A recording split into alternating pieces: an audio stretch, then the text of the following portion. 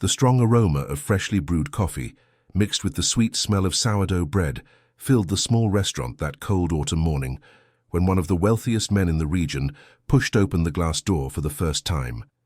He was only there because his driver had stopped to refuel the car right in front, but what happened in the next 5 minutes would completely change the course of 2 lives. Sometimes destiny doesn't arrive announced with trumpets, but with the crash of a tray shattering against the tile floor. The restaurant's quietest waitress, known for rarely speaking more than necessary, dropped an entire tray of cups when she saw him enter. The thunderous noise drew everyone's attention. The elderly man reading his newspaper by the window, the tourist couple studying a map, the group of construction workers having breakfast before their shift. But what truly intrigued the businessman wasn't the accident itself, but the expression of absolute panic on her face, followed by something he never would have expected. She turned on her heels and ran toward the kitchen without uttering a word. Javier Morales, 38 years old, heir to a real estate empire that spanned 3 provinces, stood frozen by the entrance. He wasn't accustomed to provoking that kind of reaction. Generally, his presence generated calculated smiles, barely disguised bows, or the excessive attention of those seeking his favor. But panic, that was new. "Excuse the commotion, sir." An older woman with grey hair pulled back in an impeccable bun and an apron embroidered with the restaurant's name approached with a kind but firm smile. "Please, have a seat wherever you like. I'll be right with you personally." Rosa Hernandez, the owner, had recognized the customer the moment he crossed the threshold.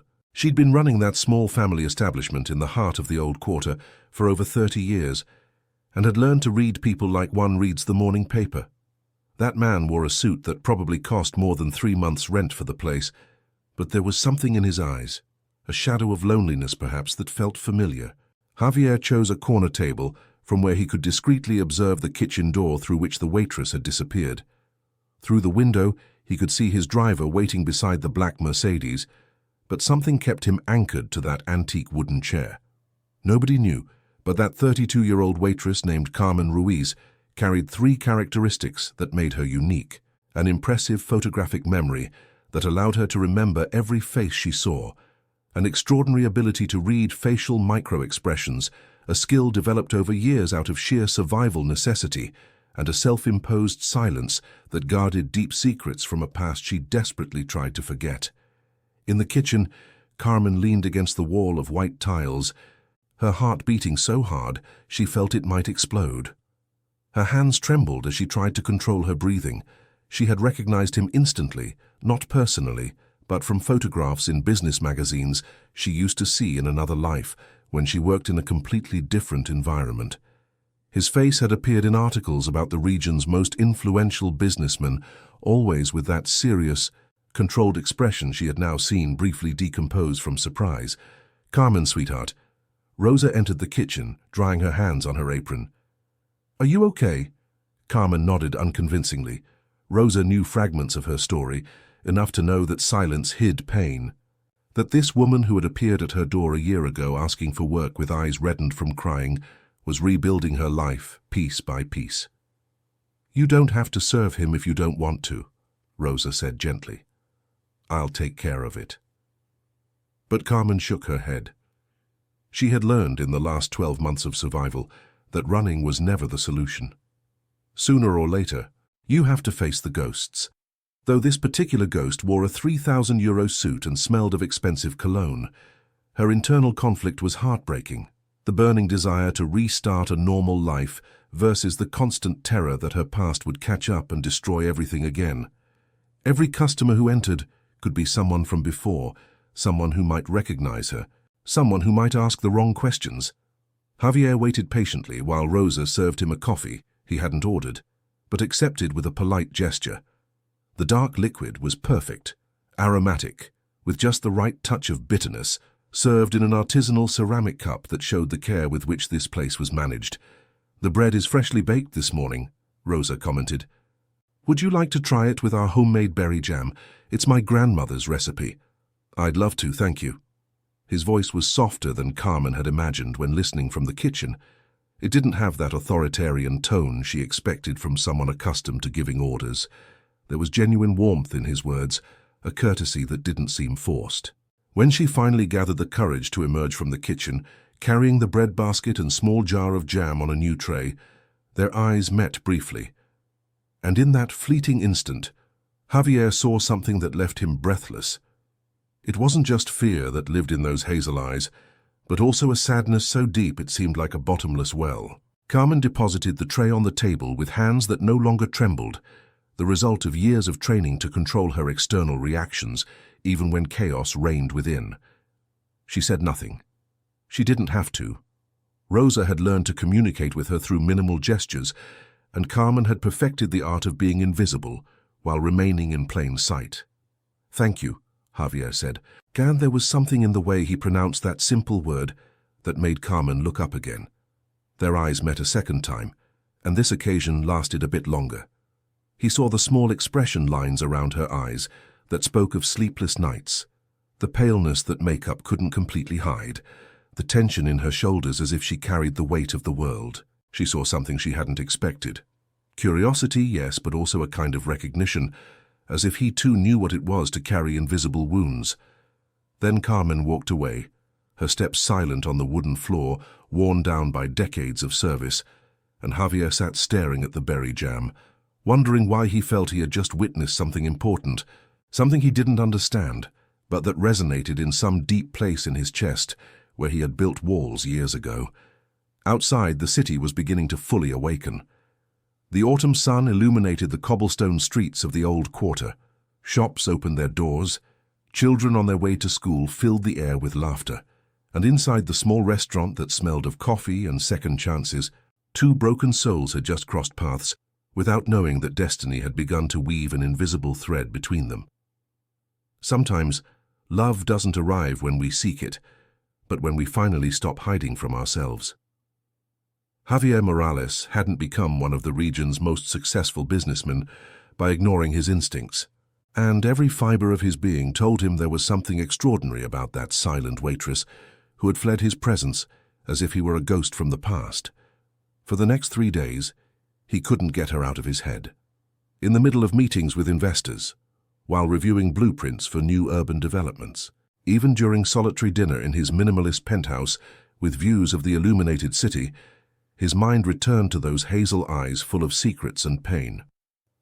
On the 4th day, he returned to the restaurant. Carmen saw him enter from the kitchen, where she was peeling potatoes for lunch. Her heart lurched, but this time she didn't drop anything.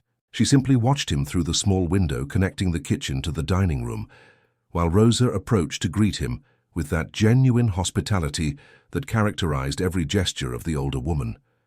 "Mr. Morales, what a pleasant surprise." Rosa smiled while cleaning a table by the window. "The same place as last time?" "If it's not too much trouble, yes. No trouble at all. It's a pleasure to have you here." Javier settled into the corner table, opened his leather briefcase and extracted his laptop. If he was going to frequent this place, at least he'd be productive, or so he told himself, though he knew the real reason for his presence had nothing to do with work. Carmen watched as Rosa served him the same coffee as before, how he accepted with that soft smile that completely transformed his face, how he began typing on his computer with the concentration of someone who built empires from modest cafes.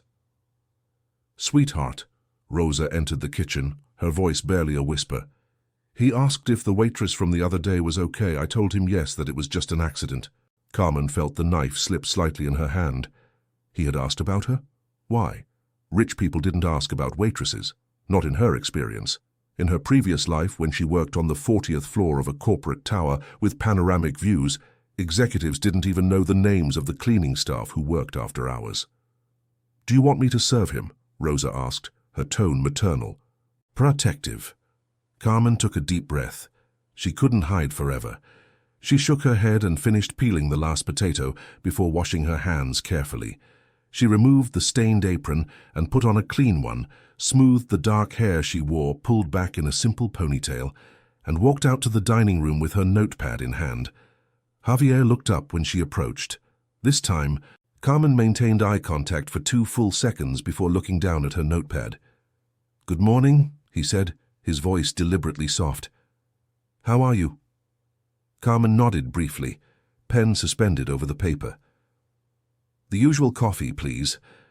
And if you still have some of that homemade jam and bread, I'd love a repeat." She noted the order with small, careful handwriting. When she was about to walk away, Javier added, "And forgive me if my presence the other day made you uncomfortable in any way. That wasn't my intention." Carmen stopped. Her fingers gripped the notepad tighter than necessary. She turned her head slightly, not enough to look at him directly, but enough so he'd know she had heard. Then she continued toward the kitchen, leaving behind the subtle aroma of lavender soap and something else indefinable, perhaps the fragrance of mystery itself. Thus began a routine that would repeat for the next 3 weeks. Javier arrived every morning at 9:30, always with his laptop, always choosing the same table. He ordered black coffee, toast with Rosa's grandmother's berry jam, and occasionally something from the daily menu. He worked for 2 or 3 hours, answered calls in a low voice so as not to disturb other customers, and left tips that made Rosa raise her eyebrows. Carmen served him with silent efficiency. At first, they barely exchanged glances, but gradually, almost imperceptibly, the moments of eye contact grew longer. 1 second, 2, 3. Never more than that, but enough for both to begin recognizing something in each other. The restaurant's other employees, 2 young students who worked part-time and a veteran cook named Miguel who'd been with Rosa for 15 years, began making jokes about the corner sweetheart. "That man comes here for the coffee as much as I come for exercise," Miguel joked while preparing lunch. Which is to say, not at all. Rosa silenced them with a stern look, but even she had noticed how Javier always waited for Carmen to serve him. If any of the other employees approached his table, he thanked them politely, but waited patiently until Carmen appeared. One morning in the 3rd week, something changed. Carmen arrived at the restaurant with eyes redder than usual. Rosa, who knew her well enough to read the signs, didn't ask questions. She simply prepared a cup of the herbal tea she kept for special occasions and gave her a silent but firm hug. When Javier entered at his usual time, he immediately noticed something was different. Carmen wore her hair down instead of pulled back, partially hiding her face. She moved with the same efficiency as always, but there was something fragile in her movements, as if she were made of glass and a sudden movement might break her. As she served him coffee, her hands trembled slightly. A drop of the dark liquid fell onto the saucer. Carmen apologized with a barely audible murmur, the first words Javier had heard her speak, and reached for a napkin to clean the spill. "Don't worry," he said gently. "Is everything all right?" Carmen looked up, and for the first time he saw unshed tears in those hazel eyes. She shook her head, not in response to his question, but as if rejecting the compassion she saw reflected in his face. Then she quickly walked away, leaving him with a knot in his throat and the inexplicable desire to do something, anything to erase that sadness. That afternoon, when Javier was preparing to leave, he left a white envelope beside the coffee money. Inside was a note written in his angular, precise handwriting. "If you ever need to talk, or simply company in silence, I'll be at the corner table tomorrow at 9:30. No pressure, no expectations, just here." Carmen found the note when cleaning the table. She read it 3 times, her fingers tracing the words as if they were in braille. Rosa, watching from the bar, saw how her most beloved employee carefully folded the paper and tucked it in her apron pocket, right over her heart. That night, alone in her small 1-bedroom apartment in the working-class neighborhood, Carmen took out the note and read it again under the yellowish light of the table lamp.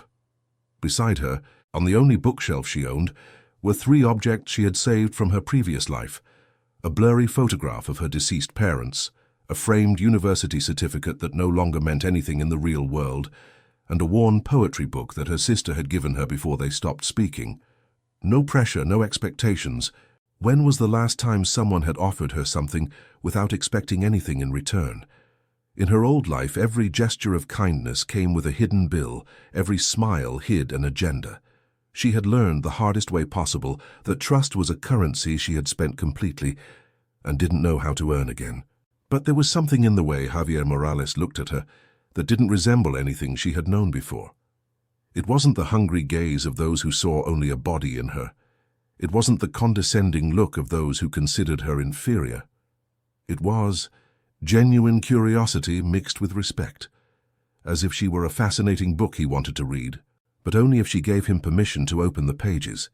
Carmen tucked the note in her nightstand drawer, alongside other small treasures, a shell she had found on the beach during her only day off in 6 months, a bus ticket that had brought her to this city when she decided to start over, an old coin her father used to carry in his pocket for luck. That night she slept better than she had in weeks. The next morning arrived with fine rain that turned the cobblestone streets into grey mirrors. Carmen woke before dawn, as always, and dedicated 30 minutes to her morning meditation routine, a practice she had adopted at the cultural foundation that had helped rebuild her, before dressing and walking the 20 minutes to the restaurant. Rosa was already there, preparing dough for breakfast rolls. The aroma of the preheating oven mixed with coffee filled the kitchen with warmth that contrasted with the damp cold outside. "Good morning, sweetheart," Rosa greeted without looking up from her work. "You'll need the umbrella to get home this afternoon. They say the storm will get worse." Carmen nodded and began her own routine, cleaning tables, organizing cups, checking inventory of napkins and silverware. Each movement was deliberate, almost meditative. In the silence of the restaurant before opening, she found a peace the outside world rarely offered. At 9:30 sharp, like a Swiss watch, Javier Morales pushed open the glass door. He came soaking wet despite the umbrella he carried, his dark suit splattered with raindrops. Carmen observed from behind the bar as he shook water from his shoulders with a gesture that was curiously vulnerable in someone who normally projected so much control. Their eyes met across the nearly empty dining room. This time Carmen didn't look away immediately. She maintained contact for 5 full seconds, an eternity in her new vocabulary of silences, before nodding slightly toward the corner table. Javier smiled, and Carmen noticed for the first time that he had a small scar at the corner of his left lip, almost imperceptible but giving a touch of imperfection to an otherwise too perfect face. He settled into his usual table, but this time didn't take out his laptop. He simply sat, looking out the fogged window toward the street where rain created small rivers between the cobblestones, waiting. Carmen prepared the coffee with steadier hands than usual. She added a bit of cinnamon powder, as she had learned he liked after 3 weeks of silent observation. She heated the toast exactly 2 minutes, until they were crispy but not burned. She served the jam in an individual ceramic container instead of the large jar they normally used. Small details, tiny gestures of care that spoke louder than any words. When she placed the breakfast before him, Javier noticed the cinnamon, noticed the individual ceramic, noticed the care in each element. And in his chest, something that had been sleeping for years began to stir. "Thank you," he said. And then, after a pause, "May I ask you a question?" Carmen tensed but didn't flee. She waited. "Does it bother you that I come here every day?" She shook her head, a minimal but definitive movement. "Does my presence make you uncomfortable?" Another negation, this time accompanied by something that could almost be the beginning of a smile. Almost. Javier exhaled a breath he didn't know he'd been holding. "I'm glad, because this has become my favorite place in the entire city." Carmen tilted her head slightly, a silent question. "Why?" Javier seemed to consider the question carefully. "Because here nobody wants anything from me. Rosa doesn't treat me like a bank account with legs. The other customers don't know who I am. And you look at me as if I were a person, just that, a person." The words hit Carmen like stones thrown into a calm pond, creating ripples that expanded outward. She understood exactly what he meant, because she herself had experienced the opposite, being invisible to those who considered her less than nothing, and visible only to those who had used her. Slowly, Carmen took out the small notepad she always carried in her apron's front pocket. She wrote something in her careful handwriting and tore out the page before depositing it beside the coffee cup. Javier read it. "I also came here because I needed a place where nobody expected anything from me."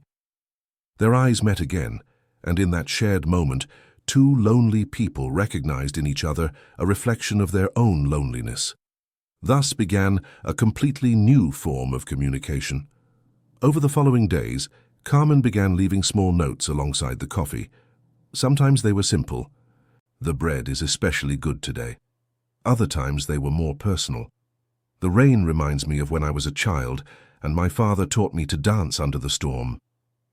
Javier responded verbally, in a low voice, respecting the privacy of those fragmented conversations. He spoke of his own childhood, of how he had inherited the family business after his father's premature death, of how success had come at a price he hadn't anticipated, a loneliness that money couldn't buy or cure. Rosa observed this delicate dance of written and spoken words with a mixture of hope and concern. She had seen too many things in her 60 years to be naive about the differences between their worlds. But she had also lived long enough to believe in small, everyday miracles. One afternoon, while Carmen was cleaning the table after Javier had left, she found something different beside his usual generous tip.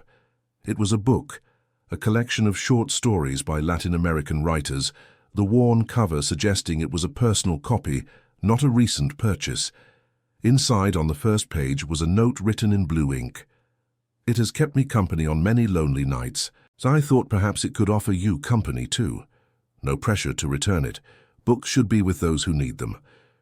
Carmen pressed the book against her chest, feeling the physical weight of that gesture, the vulnerability of sharing something personal, the implicit trust in the act of giving something that clearly meant a lot to him. That night, she read the first story under the light of her lamp. It was about a woman who had lost her literal voice in an accident and learned to communicate through art.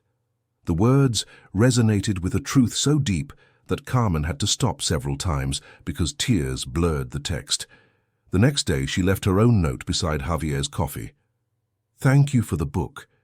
It's been years since I read something that touched me so deeply. Do you have more recommendations?" And so a shared library began to build between them. Javier brought books, Carmen read them voraciously, and wrote brief but perceptive comments. Sometimes they debated characters through notes exchanged like secret letters. Other times they simply shared phrases that had moved them. The restaurant's regular customers began noticing the transformation. Carmen, who rarely smiled, now had moments where her lips curved slightly when serving the corner table. Javier, who had always seemed distant and serious, visibly relaxed when entering the establishment, as if crossing a door into a world where he could simply be himself. Miguel, the cook, commented one afternoon while preparing the daily menu, "I've never seen two people fall in love so slowly. It's like watching a flower open in slow motion." Rosa hushed him with a gesture but couldn't help smiling. She too had noticed the way Carmen fixed herself up a bit more on days she knew Javier would come. The extra care in her appearance that had nothing to do with vanity and everything to do with beginning to care about her own image again. The way Javier always arrived exactly on time, how his face lit up when he saw Carmen, how he waited patiently even when she was busy with other customers. But Rosa also saw the shadows. She saw how Carmen still startled at loud sounds. She saw how sometimes she stared into space, lost in memories that clearly still hurt. And though she didn't know the complete details of her past, Rosa had lived long enough to recognize the symptoms of trauma when she saw them. One rainy afternoon, while the restaurant was nearly empty except for Javier at his usual table, Rosa decided to approach him directly. "Mr. Morales, may I speak with you a moment?" "Of course, Rosa, and please call me Javier." Rosa sat in the chair across from him, her wrinkled hands clasped on the table. "Carmen is like a daughter to me," she began without preamble. "I don't know exactly what's happening between you two, but I see how you look at her. I see how she looks at you, too." Javier waited, sensing a warning was coming. She suffered a lot, more than a soul should bear. When she arrived here a year ago, she could barely look people in the eye. She's come a long way since then, but she's still fragile, like a bone that broke and is healing. It can bear weight again, but it needs time, it needs patience. "I understand," Javier said quietly. "I have no intention of pressuring her for anything. I just care. I don't know how to explain it better than that." Rosa studied him with eyes that had seen many lies and truths in her life. What she saw in Javier's face convinced her of his sincerity.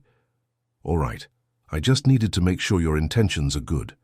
She stood, but before walking away added, "She cares about you too, More than she's probably willing to admit, even to herself. Just go slowly. I'll go as slowly as she needs, Javier promised. From the kitchen, Carmen had observed the entire conversation through the small window. She couldn't hear the words, but Rosa's protectiveness filled her with a warmth she hadn't felt in a long time. Having someone who defended her, who cared enough to warn others, was a gift she had forgotten existed. That afternoon, when Javier left, Carmen found a different note. Rosa reminded me today of something I already knew. You are special and deserve to be treated with care. I'm in no hurry. All the time in the world is fine. I'll continue here, at the corner table, reading and working until you're ready for more than notes, and if you're never ready, that's fine too. Your friendship, in whatever form you can offer it, is enough. Carmen tucked that note in a special place, separate from the others. It was a promise without demands, a commitment without pressure, a declaration of intentions that respected her boundaries while keeping the door open for something more.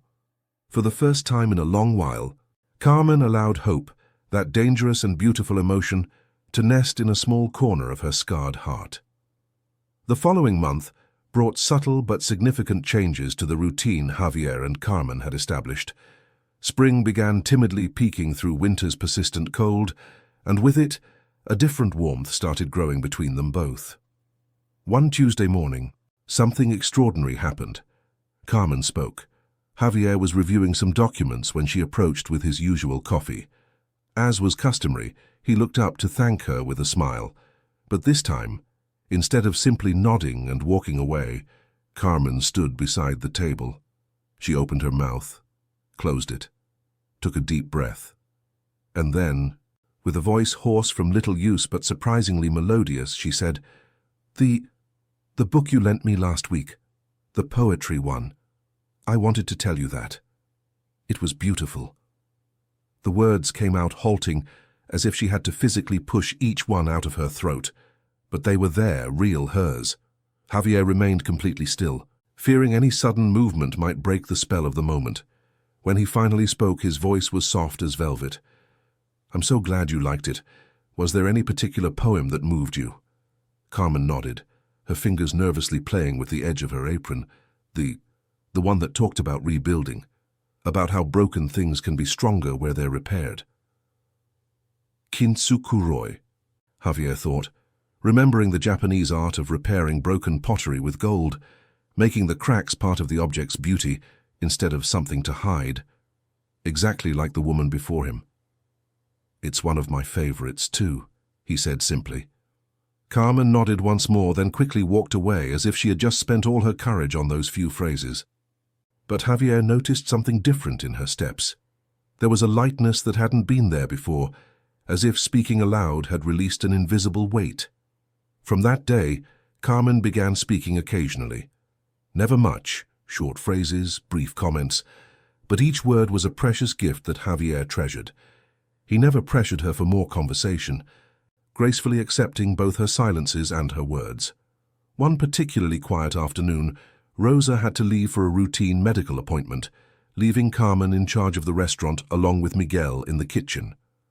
Only 3 tables were occupied, an elderly couple playing chess in silence, a college student lost in his notes, and Javier at his usual corner. When Carmen served him his second coffee of the day, he was reviewing photographs of a new project on his tablet, a social housing development his company was designing in collaboration with non-profit organizations. "May I?" Carmen asked, timidly pointing at the device. "Of course." She leaned in to see better, and Javier noticed for the first time a delicate tattoo on the inside of her right wrist. It was a symbol he recognized immediately. It belonged to the New Horizon Foundation, an organization dedicated to helping people in situations of extreme vulnerability. That symbol was only given to those who completed the entire comprehensive recovery program, a process of at least 1 year that included psychological therapy, job training, and social reintegration. Everything suddenly clicked. The self-imposed silence, the trauma visible in her eyes, the careful reconstruction of a life from rubble. Carmen hadn't simply had a bad streak, she had survived something devastating. "This is beautiful," Carmen said, observing the housing renders. "They're affordable, right? Not just pretty on the outside." "Yes, that's the main objective. Create dignified and accessible spaces for families who need a second chance." Carmen looked at him then, really looked at him, and in her eyes Javier saw something new: recognition. She had understood through that project something fundamental about who he really was. Not just a rich businessman, but someone who used his resources to make a difference. Carmen hesitated, her fingers unconsciously touching the tattoo on her wrist. "I lived in a project like this, a year ago, when I had nowhere to go." It was the first time she had shared something concrete about her past. Javier felt the weight and privilege of that trust. "Did it help?" "It saved me," she answered simply. "It gave me a place where I could breathe without fear, where I could rebuild, where I could remember I was still worth something as a person."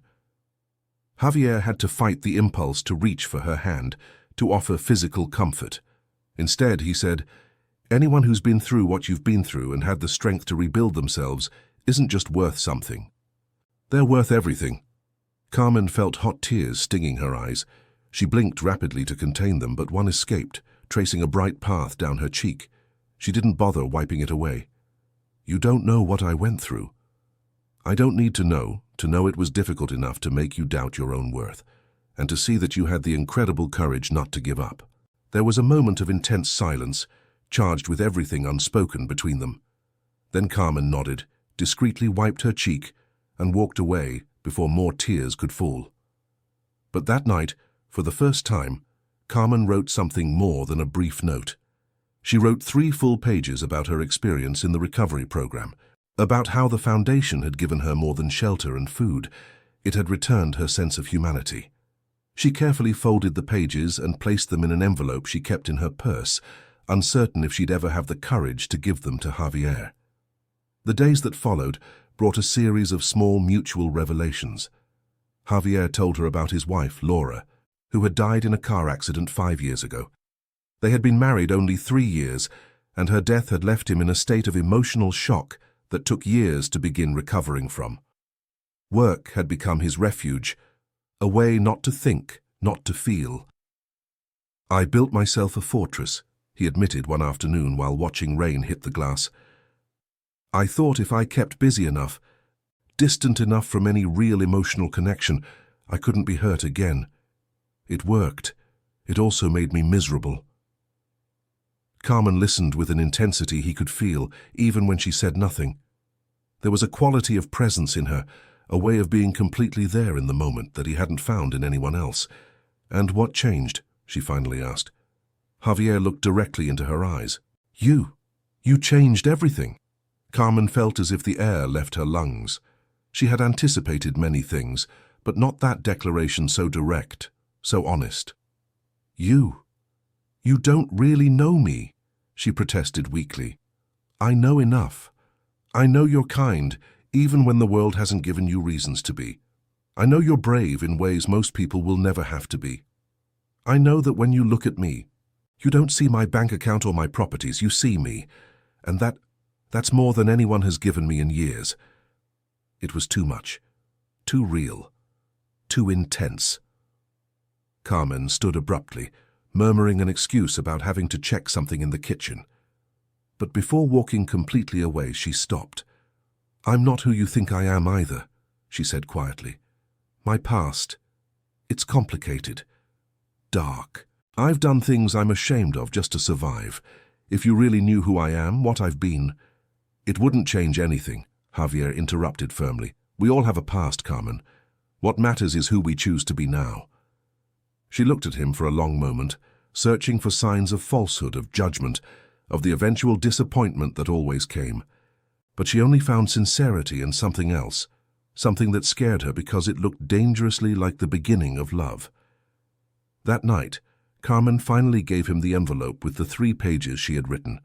She said nothing, simply deposited it beside the coffee money and walked away before he could open it. Javier waited until he reached his car to read them. And as he did, under the dim light of the vehicle's interior, while rain drummed on the roof. He understood exactly who Carmen Ruiz was. He understood the pain she had survived, the humiliation she had endured, the loss she had faced.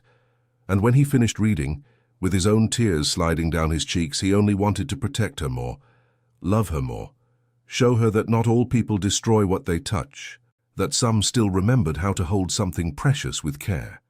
The next day he gave her his own letter. In it, he shared not only Laura's story but also his own demons, survivor's guilt, sleepless nights, the fear of loving and losing again. He showed her his own cracks, his own breaks, trusting that she would see them with the same compassion he saw hers. And so, two fractured souls began the delicate process of showing their sharp edges and empty spaces, trusting the other wouldn't use those vulnerabilities as weapons. In the small restaurant that eternally smelled of coffee and second chances, love was beginning to bloom in the most unexpected way, not with explosive passion but with patient tenderness, not with grandiose promises, but with small gestures of daily trust. And somewhere deep inside, both Javier and Carmen were beginning to believe that maybe, just maybe, they deserved a second chance at happiness. The 5th week of their peculiar courtship brought the first deliberate physical contact between them. Carmen was cleaning the table by the window when she tripped over an uneven section of the wooden floor, an irregularity that had been there for years, but that she, distracted thinking about Javier, hadn't noticed. The tray she was carrying began to tip, and disaster seemed inevitable. Javier, who had been discreetly watching her as he frequently did, moved with a speed that surprised even himself. In 3 steps he crossed the small dining room and caught Carmen by the elbow, stabilizing her before she fell. His other hand caught the tilted tray, saving the cups from a broken fate. For a moment they remained like that, him holding her, her leaning slightly against his arm, both motionless. Carmen could feel the warmth of his hand through the thin fabric of her blouse, could smell his cologne, something with notes of cedar and bergamot, could hear his barely accelerated breathing near her ear. "Are you all right?" Javier asked softly, making no move to release her. Carmen nodded, but didn't move immediately. It had been so long since someone had touched her with tenderness, without hidden agenda, without expectations. The simple act of being held, of being protected from a fool, unlocked something in her she had kept locked away. "Thank you," she finally murmured, straightening up. Javier released her immediately, but his fingers lingered an extra second on her elbow, a touch that spoke volumes. Miguel, watching from the kitchen, exchanged a significant look with Rosa, who had witnessed the entire scene with a smile she tried to hide. "Well," Miguel said quietly, "I guess we can't pretend they're just friends anymore." "They were never just friends," Rosa responded. "They were just discovering how much they could mean to each other." That afternoon, when the restaurant closed, Javier didn't leave as usual. Instead, he waited outside under the awning while Carmen finished cleaning. When she finally emerged, surprised to see him still there, he simply said, "I was wondering if you'd like to walk a bit. It doesn't have to be far, just I'd like to spend more time with you outside these walls." Carmen hesitated. Her self-protection instincts screamed caution, but her heart, that treacherous organ that had begun healing without her permission, whispered something different. "Okay," she said finally, "but only to the park, and I need to be home before it gets dark." "Of course, whatever makes you comfortable." They walked through the cobblestone streets of the old quarter, maintaining a respectful distance between them. Javier told her about the historic buildings they passed. He had grown up in that area and knew the history of almost every structure. Carmen shared small fragments about her childhood in a small town, about how her father had been a carpenter and had taught her to appreciate craftsmanship, beauty in details. When they reached the park, they found a bench under an old chestnut tree that had just begun sprouting its first spring leaves. They sat and Carmen found herself relaxing, allowing her shoulders to drop from the defensive posture she habitually maintained. "May I ask you something personal?" Javier said, after a moment of comfortable silence. Carmen tensed slightly but nodded. "What made you stop speaking? I mean, I know you went through difficult experiences, but was there a specific moment when you decided silence was safer?" It was a question no one had asked her directly. Rosa had respected her silence without questioning it. The Foundation had treated it as a symptom to work on, but they had never pressed for the origin story. Carmen took a deep breath. "There was a day," she began, her voice barely audible, "2 years ago when I was at my lowest point. I had lost my job, my apartment, my reputation. I was living in a temporary shelter, and there was this man, another resident, who kept trying to talk to me, pressuring me. One night I defended myself verbally. I told him exactly what I thought of him and his behavior, and he attacked me. Not physically, but with words so cruel, so specifically designed to destroy, that something in me broke." Javier felt his jaw tense with rage, but he forced himself to remain still, to listen. "After that," Carmen continued, "every time I tried to speak, I choked on my own words. It was like my throat would close. The therapist said it was trauma-induced selective mutism. My body had decided speaking wasn't safe, so I simply stopped doing it, except when absolutely necessary." "And now?" Javier asked gently. "What's changed?" Carmen turned to look at him, and their eyes met with an intensity that stole both their breaths. "You," she said simply. "You make me feel like my voice matters again, that I have things worth saying, that someone actually wants to listen." Javier slowly raised his hand, giving her all the time in the world to reject the gesture. When she didn't pull away, he gently touched her cheek with his knuckles, a caress so light it might have been imagined. "Your voice always mattered," he said. "The world simply wasn't kind enough to show you. But you have beautiful things to say, Carmen, and I could listen to you speak for hours and never tire." It was then that Carmen did something extraordinary. She took his hand between hers. It was the first time she initiated physical contact, and Javier felt the weight of that gesture to his bones. "I'm afraid," she admitted. "I'm afraid to trust this. You, whatever is growing between us, my last relationship, destroyed me in ways I'm still discovering. And before that, people at my work used and discarded me without a second thought. I've learned that people hurt. It's all they know how to do." "Not all people," Javier said, intertwining his fingers with hers. "Some people also know how to heal. Some people also want to protect. Some people understand that the most valuable thing you can give someone is genuine care without conditions." Carmen closed her eyes, feeling tears threaten again. It seemed all she did lately was cry, but these tears were different. They weren't from pain, but from something dangerously close to hope. "What do you want from me?" she finally asked, her voice barely a whisper. "Because I need to know. I need to understand what you expect." Javier considered the question carefully. This was the moment of absolute truth. "I want to know you, really know you. Every part of your story, every scar, every joy you've kept hidden. I want to be the person with whom you feel safe being completely yourself. I want you to trust me enough to show me your fears and your dreams. And if you let me, I want to build something beautiful and lasting with you, something we both deserve but have been afraid to ask for. What if I'm not who you think I am? What if my past is too dark, too complicated? Then we'll face it together. Carmen, we all have darkness.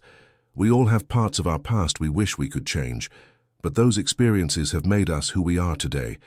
And who you are today is someone extraordinary, someone who survived when she could have given up, someone who chose to rebuild instead of remaining broken, someone who still finds the strength to be kind, even after the world has been cruel to her." Carmen opened her eyes and looked at him for a long moment. She searched for signs of falsehood, of the empty promises she had heard so many times before. But all she saw was absolute sincerity, and something else, vulnerability. He was also risking his heart here. He was also afraid. "I need to go slowly," she finally said. "Very slowly." "We'll go as slowly as you need. I'm not in a hurry. No hurry at all." They sat under the chestnut tree as the sun began its descent, casting elongated shadows across the park. Their hands remained intertwined, a fragile but real bridge between two worlds beginning to touch. When they finally stood to walk back, something fundamental had changed. They were no longer simply two lonely people sharing a space. They were two people who had actively chosen to begin trusting, despite the fear, despite past wounds. Javier walked her to her building, a block of modest but well-maintained apartments in the working-class neighborhood. Before she entered, he said, "May I see you again? Outside the restaurant, I mean. Maybe dinner sometime?" Carmen felt the familiar panic begin to bubble, but she pushed it down. She had come this far. She wasn't going to let fear stop her now. "I'd like that," she responded, surprising herself with the sincerity in her voice. "But maybe we could start with lunch. In the park. Sundays are my day off." Javier smiled, and it was like watching the sun rise after a long night. "Sunday, then, I'll bring the food. Is there anything you especially like? Surprise me." And as Carmen climbed the stairs to her small apartment, she realized that for the first time in 2 years, she was genuinely excited about something. About someone. Hope, that dangerous and beautiful emotion, had found a permanent place in her chest. Upstairs, in her apartment, she looked at herself in the bathroom mirror. The woman looking back still had visible and invisible scars, but she also had something new in her eyes, a brightness that had been absent for too long. Maybe, just maybe, she was ready to start living again. Not just surviving, but really living. Sunday arrived with clear skies and a gentle breeze, carrying the scent of spring flowers beginning to open in neighborhood gardens. Carmen woke earlier than necessary, her nerves mixed with an excitement she hadn't felt in a long time. She tried on 3 different outfits before settling on a simple combination. Jeans and a cream-colored blouse that Rosa had given her months ago and she had never worn. She applied light makeup, just a touch of color on her lips and cheeks, and left her hair down, falling in natural waves over her shoulders. When she looked in the mirror, she almost didn't recognize herself, not because of the physical change, but because of the expression on her face. There was anticipation there and nervous joy, emotions she thought she had lost forever. Javier arrived exactly on time, waiting under the chestnut tree in the park with a wicker basket he had meticulously prepared the night before. He had rejected his housekeeper's suggestion to hire catering, insisting he wanted to do this himself. He spent 2 hours in his ultra-modern kitchen that he rarely used, preparing gourmet sandwiches, cutting fruit, packing artisan cheeses and freshly baked bread he had bought from a local bakery. When he saw Carmen approaching along the gravel path, his heart literally jumped. She wore her hair down, something he had never seen before, and it completely transformed her.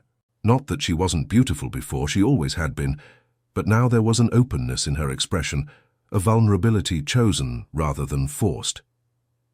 "You came," he said, then laughed at the obviousness of the statement. "I'm sorry. It's just, I wasn't sure you would. I thought you might change your mind."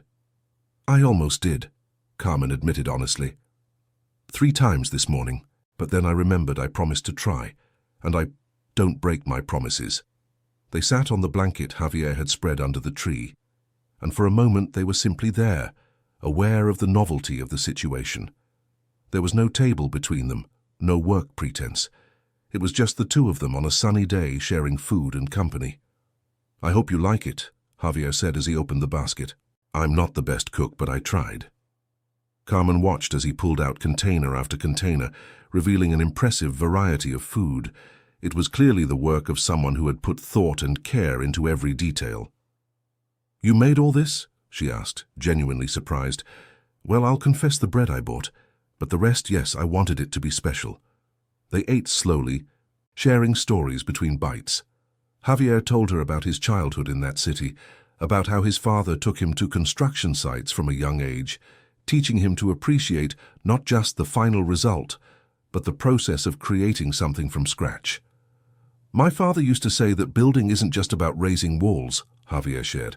"It's about creating spaces where lives can flourish, where families can grow, where dreams can find roots. I never really understood it until he died and I had to take the reins of the business. Then I understood that every building we construct is potentially the stage where thousands of important human moments will unfold." Carmen listened attentively, seeing a facet of him that hadn't emerged in their previous conversations. He wasn't just a rich businessman, he was someone who understood the weight of his social responsibility, the impact of his work on real people's lives. "And your mother?" she asked. "You've never talked about her." Javier's face darkened slightly. She left when I was 14. She didn't die. She simply left. One day she decided this life wasn't what she wanted and took a flight to another country. We had sporadic contact for a few years, but eventually even that faded. I think that's when I learned to build emotional walls. If your own mother can leave you, who can't? Carmen extended her hand and gently touched his. It was a small gesture, but it meant the world. "I'm sorry," she said simply. "No child should feel that kind of abandonment." "And you?" Javier asked, turning his hand to intertwine their fingers. "You've mentioned your father, but what about your family now?" The question touched a wound Carmen had been avoiding. She took a deep breath before responding. "My parents died in a car accident when I was 23. I was still in college. I had an older sister, Anna. We were very close, but when my life fell apart, when I lost everything, she chose to believe the lies told about me instead of listening to my version. She said she was ashamed of me, that she couldn't be associated with someone who had ruined her reputation that way. The last time we spoke was almost 3 years ago." "I'm so sorry," Javier said, squeezing her hand. "That must have been devastating." "It was. Losing my sister hurt almost as much as losing everything else, because she was the only family I had left. And in my darkest moment, when I needed support most, she turned her back." They remained silent for a moment, processing the weight of their respective losses. Two people who had learned too soon about the impermanence of love, about how people who are supposed to stay are sometimes the first to leave. "You know what's ironic?" Carmen said after a while. "Everything they accused me of doing, fraud, embezzlement, I never did. It was a senior executive who used my name and credentials to cover his own illegal transactions. But when everything came to light, he had the resources and connections to deflect blame toward me. And I had nothing. No way to defend myself. By the time the investigations revealed the truth, I had already lost everything. My job, my savings trying to pay lawyers, my apartment, my reputation." "And nobody helped you? No friend, no colleague?" Carmen smiled bitterly. "I learned that most corporate friendships are transactional. When you no longer have power or influence, you disappear from invitation lists, from group chats, from people's lives. It was as if I had never existed." Javier felt a cold fury settle in his chest, not directed at Carmen, but at the world that had treated her so unjustly, at the people who had abandoned someone so clearly valuable. "The executive who framed you, what happened to him?" "A golden retirement, probably. Or he simply moved to another company. People like him always fall upward, while people like me," her voice broke slightly, "fall so far we forget what it felt like to stand." "But you got up," Javier pointed out firmly. "That's what matters. You hit rock bottom and still found the strength to get up and rebuild. I don't know if it was strength or just stubbornness. Or maybe fear of what I might do if I gave up completely. Whatever it was, it worked, and now you're here, and you're incredible." Carmen looked at him, searching for sarcasm or condescension, but she only saw genuine admiration. "I don't feel incredible. Most days I barely feel functional." The simple fact that you get up every day and keep going despite everything you've endured is incredible, Carmen. That's something many people don't understand. Courage doesn't always look heroic. Sometimes it just looks like getting up in the morning and deciding to try again. She felt tears threatening again, but this time she didn't fight them. She let them fall freely as Javier reached out and gently wiped them away with his thumb. "I'm sorry," she murmured. "I didn't want to ruin our first real day together with all this sadness." "You're not ruining anything. This is part of really getting to know each other. Not just the bright and easy parts, but also the dark and difficult ones. I want to know all your parts, Carmen. The broken ones, too." Carmen looked at him through her tears and saw something in his face that made her heart race. Adoration. Not lust, not pity, but pure and simple adoration. "May I hug you?" Javier asked softly. "Just a hug." Nothing more. Carmen nodded, unable to speak. Javier moved closer and wrapped her in his arms, holding her with a firmness that was comforting without being restrictive. She allowed herself to sink into the embrace, her forehead resting against his shoulder, feeling for the first time in years what it was to be held by someone who wanted nothing from her except her well-being. They remained like that for long minutes while the world continued moving around them, families strolling, children playing, elderly couples walking hand in hand. And under the chestnut tree, two broken people began healing in each other's arms. When they finally separated, both had moist eyes, but smiles on their faces. "Thank you," Carmen said, "for all this, for your patience, for your kindness, for seeing something in me worth seeing when I can't even see it sometimes." "I'll always see it," Javier promised, "even when you can't. I'll be your mirror on dark days, reflecting back all the light you carry inside." They spent the rest of the afternoon simply being together. They didn't talk more about painful pasts. Instead, they focused on the present, the sun warming their faces, the taste of ripe strawberries, the sound of children's laughter playing nearby. When the sun began to descend, announcing the day's end, Carmen realized she had spent hours without thinking about her trauma, without feeling fear or anxiety. She had simply been present, enjoying the moment. "May I see you again?" Javier asked as they walked back toward her apartment. "Maybe next Sunday?" "I'd like that," Carmen responded. "But next time let me cook for you. I'm no chef, but my father taught me some traditional recipes. They are important to me. I'd love that." When they said goodbye in front of Carmen's building, there was a moment of hesitation. Both felt the magnetic pull to move closer, to end the day with a kiss. But both also understood that some things were worth the wait.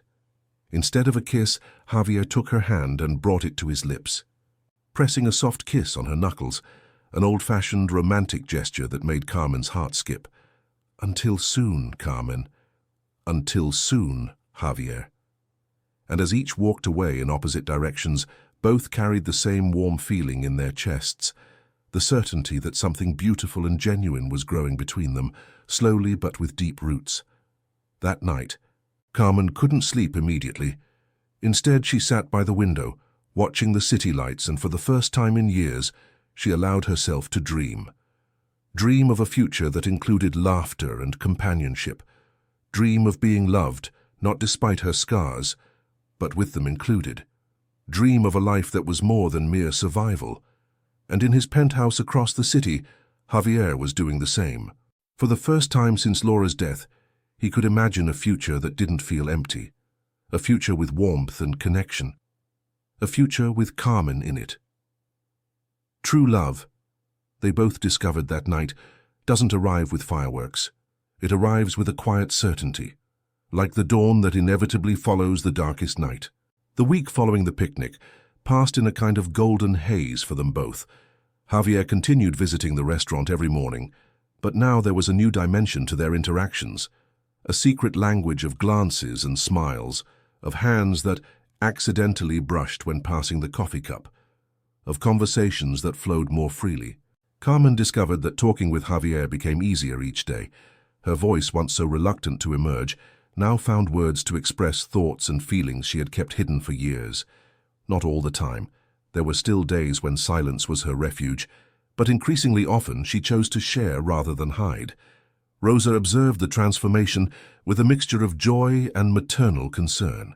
One afternoon after Javier had left, she sat with Carmen in the kitchen for a conversation she had been avoiding. "Sweetheart, I need to talk to you about something important." Carmen looked up from the inventory she was reviewing, recognizing the serious tone in Rosa's voice.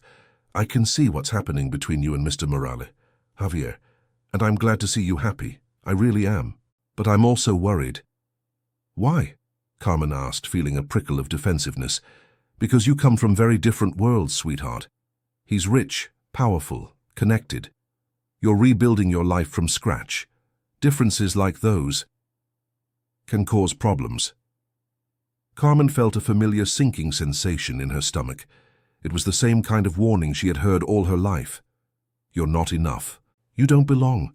People like you don't end up with people like him." "Do you think I don't know that?" she said, her voice harsher than intended. "Do you think I don't wake up every morning aware this will probably end badly? But Rosa, for the first time in years I feel alive. Not just surviving, but really alive.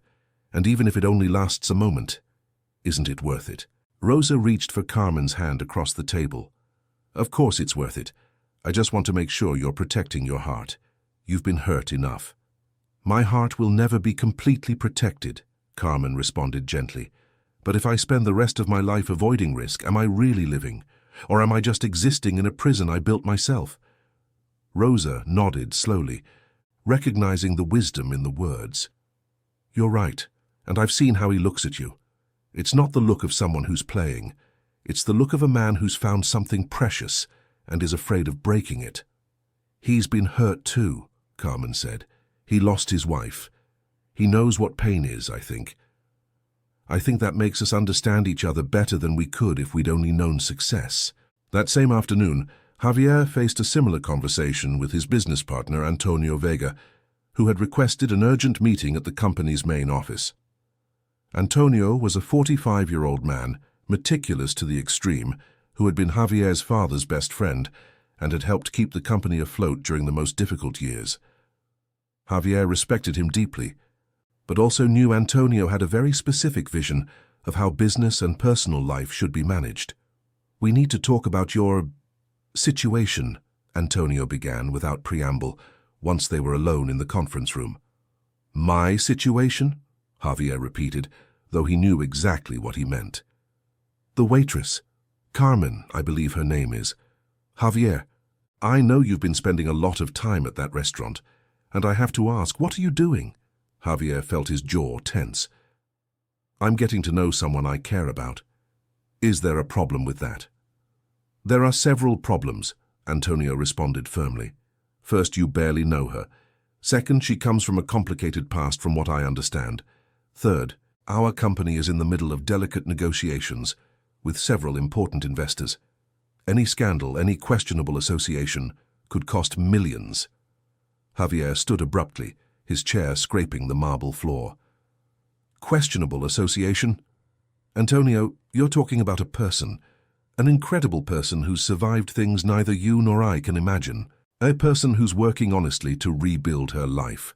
How is that questionable? I'm not saying she's a bad person, Antonio hastened to clarify. I'm saying perception matters.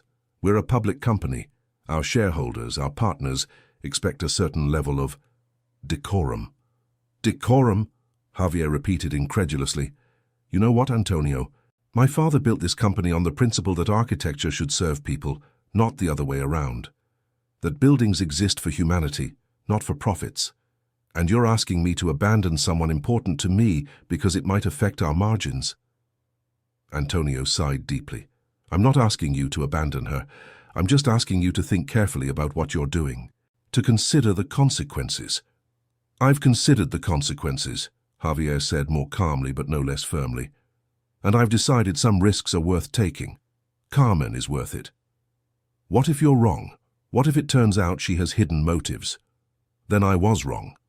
But I'd rather be wrong trusting someone worthwhile than live my whole life so afraid of being hurt that I never let anyone close. Antonio studied his partner for a long moment. He saw something in Javier's eyes he hadn't seen in years. Passion, conviction, life. Since Laura's death, Javier had been like an automaton, functioning perfectly, but without real soul. Whatever he was feeling for this woman had awakened him. All right, Antonio finally said, but at least let me do a discreet background check. Not because I distrust her, but to protect you. If she really has nothing to hide, what harm can it do? Javier hesitated. Part of him wanted to categorically reject the suggestion, but another part, the part that had learned to be cautious in business, saw the logic. Fine, but Antonio, whatever you discover, you tell me first, and you don't interfere in my relationship with her based on your personal judgment. Understood? Understood. What neither of them knew was that investigation would uncover something that would change everything. The following Sunday arrived faster than expected. Carmen spent the morning cooking in Rosa's small kitchen, who had insisted she use the restaurant's facilities to prepare a proper meal. She had decided to cook her father's special dish, roasted lamb with traditional herbs, scalloped potatoes, and a garden salad. As she worked, her hands moving with the muscle memory of years cooking with her father, Carmen thought about how much her life had changed in recent weeks. The constant weight of hopelessness she had carried had lightened, replaced by something luminous and fragile she dared call hope. Javier arrived punctually at her apartment with a bottle of wine and flowers. Yellow roses that, he explained, symbolized new friendship blossoming into something deeper. "My apartment is small," Carmen said as she invited him in, suddenly self-conscious about the modesty of her space compared to what was surely his home. "It's perfect," Javier responded sincerely, looking around the carefully organized space. The walls were practically bare except for some simple drawings she had made, sketches of landscapes and faces that spoke of hidden talent.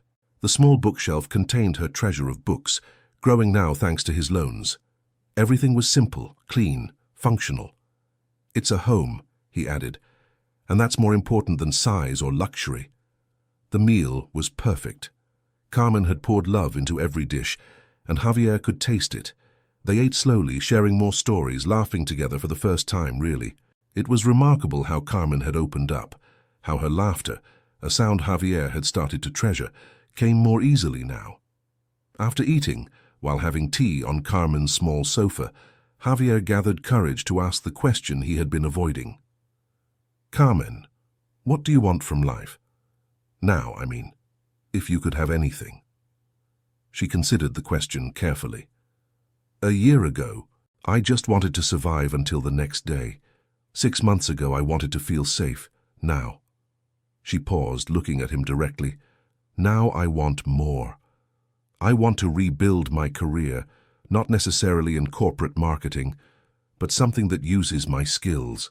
I want to heal enough to maybe contact my sister, even if she doesn't want to see me. I want—" Her voice softened. "I want to allow myself to be happy. With someone, with you, if you want that too."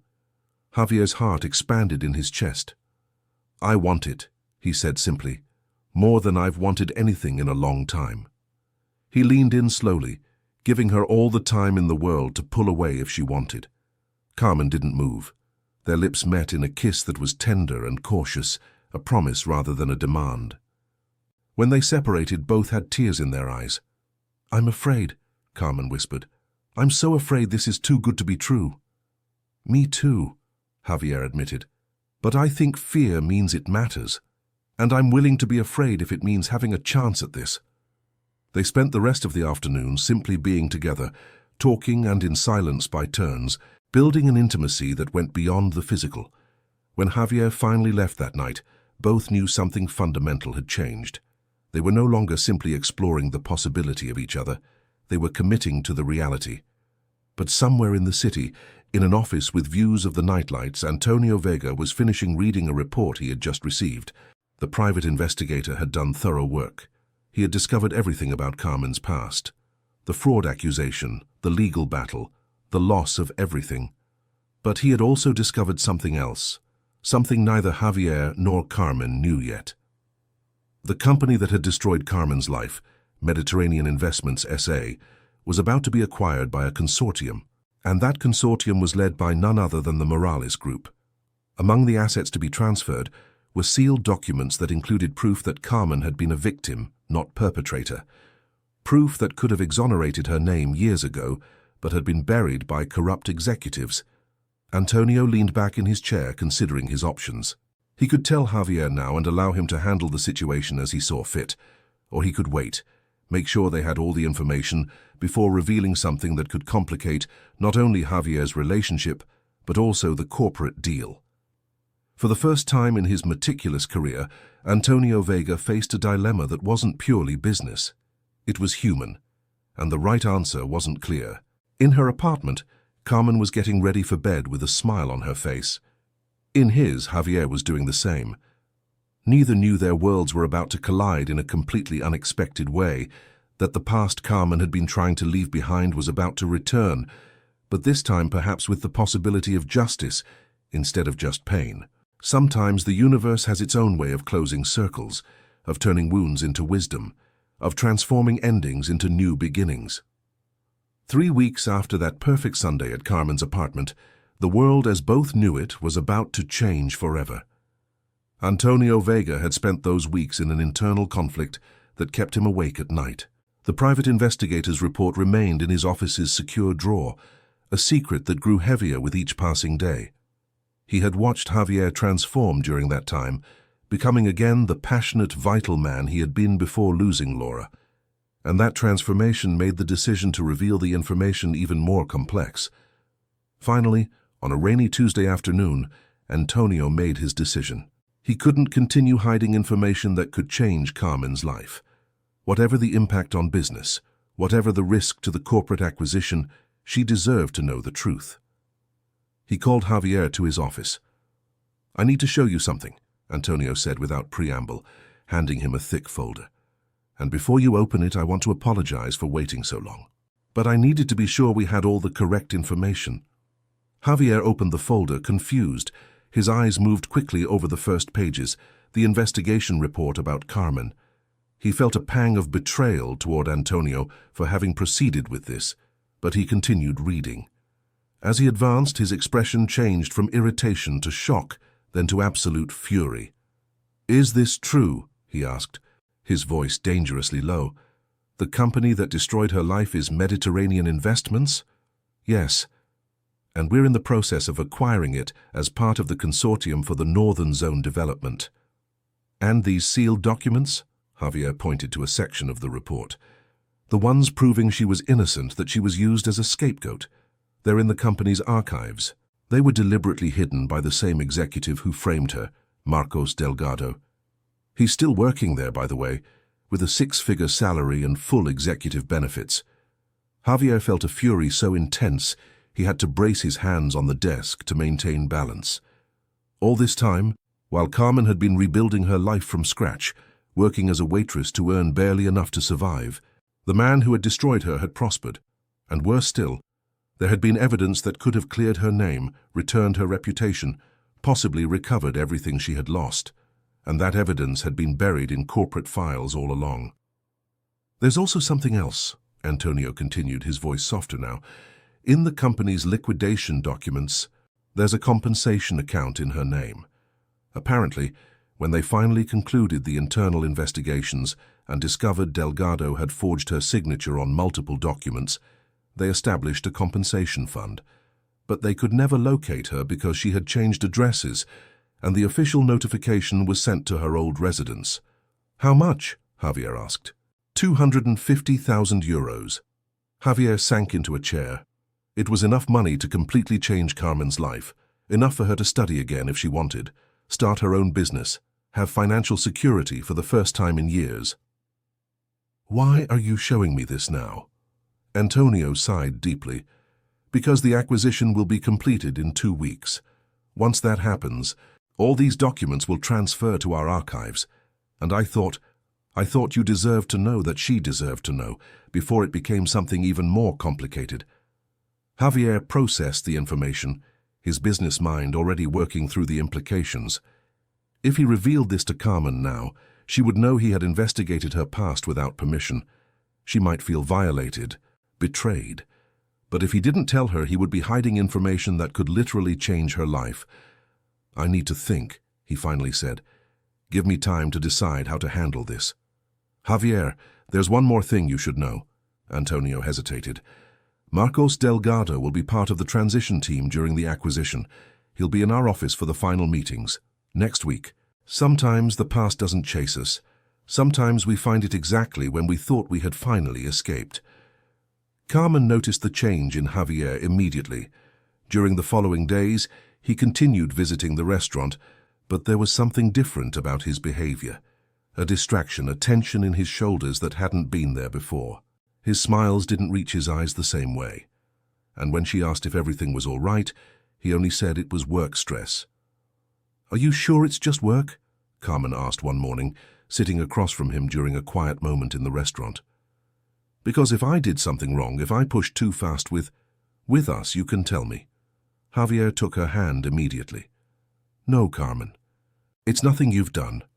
Really, it's just business things I need to resolve." The words felt like ash in his mouth, technically true, but fundamentally deceptive. She didn't look convinced, but nodded and stood to serve other customers. Javier watched her walk away, hating himself for the secret he was keeping, but not knowing how to reveal it without destroying the trust they had built so carefully. That afternoon, Javier made a decision that would change everything. He spoke with his company's legal team. "I need you to prepare a complete documentation package," he told them. "Everything related to Carmen Ruiz's case at Mediterranean Investments. The proof of her innocence, the compensation fund documentation, an official statement that she was a victim of corporate fraud. And I want it done in a way that makes it seem like it was discovered through her own investigation, not ours." "Mr. Morales," said his lead attorney, Elena Campos, "that could be ethically complicated. If we falsify the provenance of the documents—" "I'm not asking you to falsify anything," Javier interrupted. "I just want you to find a legal way to get this information to her without making it seem like I violated her privacy by investigating her." Elena studied him carefully. "This is personal for you, isn't it? The woman in question." "Yes, and she deserves justice. She deserves to know the truth. I just don't know how to give it to her without losing her trust." Elena nodded slowly, understanding the dilemma. "There's a way," she finally said. "The New Horizon Foundation, which helped her originally, has a legal advocacy program for program graduates. We could contact them as anonymous donors, provide them with the information, and they could approach her officially. It would be completely legitimate." Javier considered the proposal. It wasn't perfect, but at least it would protect Carmen from the knowledge that he had investigated her past. Do it, he decided, as soon as possible. But the universe, as it tends to do, had other plans. The next day, while Javier was in a meeting with the acquisition team, Marcos Delgado entered the conference room. He was a 40-year-old man, expensive suit, hair slicked back, a smile that didn't reach his eyes. Javier felt instant revulsion. This was the man who had destroyed Carmen's life, who had forged her signature, who had allowed her to bear the blame for his crimes while he prospered. "Mr. Morales, a pleasure to finally meet you," Delgado said, extending his hand. Javier shook it briefly, controlling the impulse to squeeze hard enough to cause pain.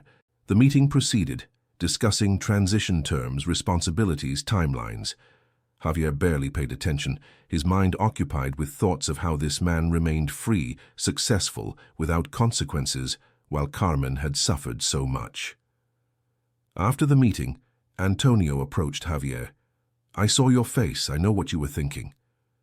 "How can we do business with someone like that?" Javier hissed, knowing what we know. "Because we still need to complete the acquisition to legally access those documents," Antonio responded. "But once we do, nothing stops us from taking action against him. In fact, as new owners, we would have a fiduciary duty to do so if there's evidence of fraud." An idea began forming in Javier's mind, one that could give Carmen not just justice, but also closure. That night, for the first time, Javier directly lied to Carmen. She had noticed his continued distraction and asked again what was happening. He told her there were complications with an important project, but everything would be resolved soon. Technically true, but omitting so much it felt like a complete lie. Carmen looked at him for a long moment, and Javier saw something in her eyes that pierced him, doubt. The same expression she had at the beginning, when the whole world had taught her that people lie, that people hurt, that no one can be trusted. "Javier," she said softly, "if there's something you need to tell me, you can, whatever it is. I'd rather have a painful truth than a comfortable lie." He wanted to tell her everything in that moment, wanted to empty every secret, every piece of information he had discovered. But the words stuck in his throat, paralyzed by the fear that the truth would push her away. "I know," he said instead, "and I promise very soon I'll tell you everything. I just need a bit more time to fix it correctly." Carmen nodded, but Javier could see that something had changed. A small crack had appeared in the trust they had built so carefully, and he knew that every day that passed without telling the truth, that crack would grow. 2 days later, Carmen received a certified letter at the restaurant. Rosa called her from the front, where the mailman was waiting for a signature. Carmen signed. Confused, She never received certified mail and opened the envelope with trembling hands. It was from the New Horizon Foundation. Dear Carmen, as a graduate of our program, we want to inform you of a recent development that may be of interest. Our legal department has been contacted by an anonymous source with information relevant to your previous case with Mediterranean Investments S.A. We have reviewed the provided documentation and believe there is substantial basis to reopen your case and seek formal reparation. We ask that you contact our legal office at your earliest convenience to discuss next steps. With respect and support, Maria Sanchez, Director, Legal Advocacy Program. Carmen read the letter 3 times, unable to fully process the words. Reopen her case. Reparation. After all these years of accepting there would never be justice, suddenly there was hope. Her hands trembled so much that Rosa had to take the letter to read it herself. "My God, sweetheart," Rosa whispered. This could change everything."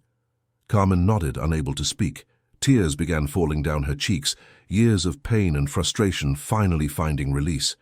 For the first time there was possibility that her name could be cleared, that the truth could be known, that the man who had destroyed her might face consequences. Her first instinct was to share the news with Javier.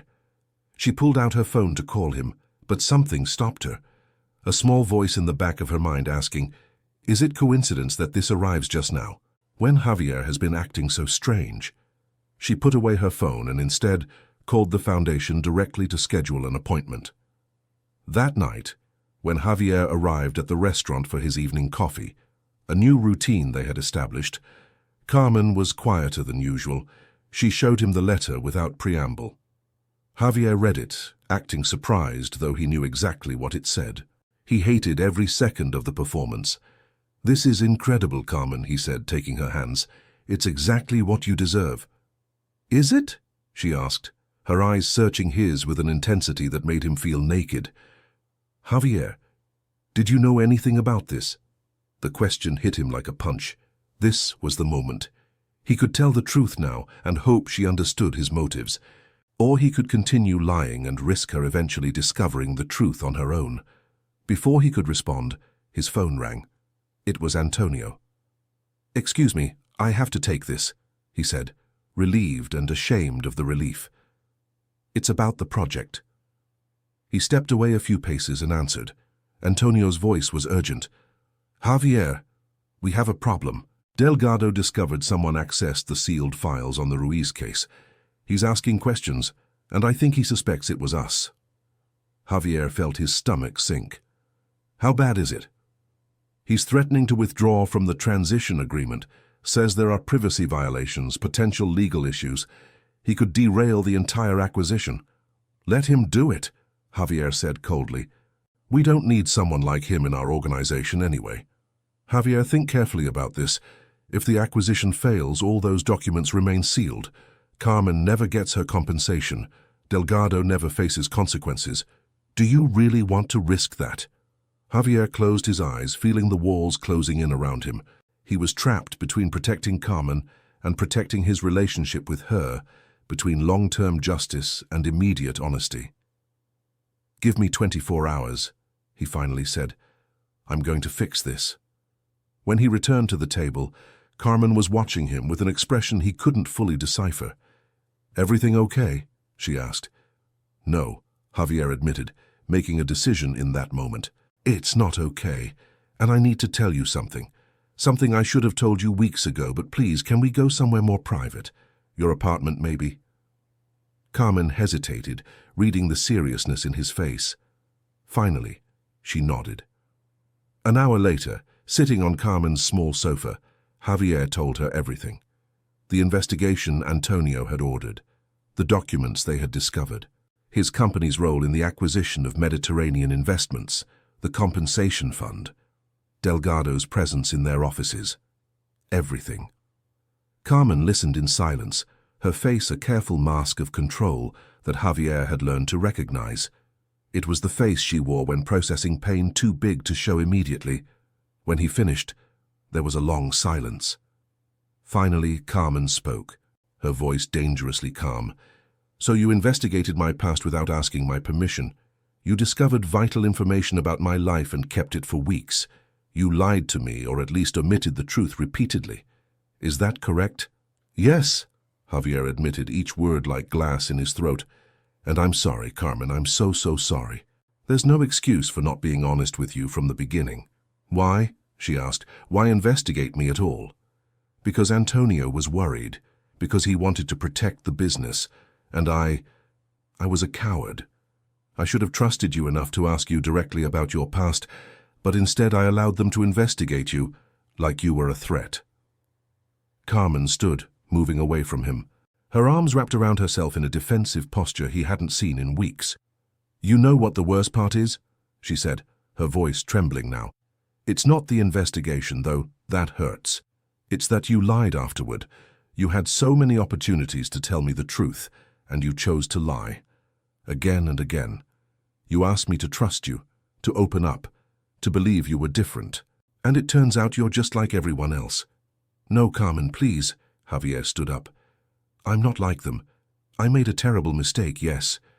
But my feelings for you are real. Everything we've shared is real." "How can I know that?" Tears finally began to fall.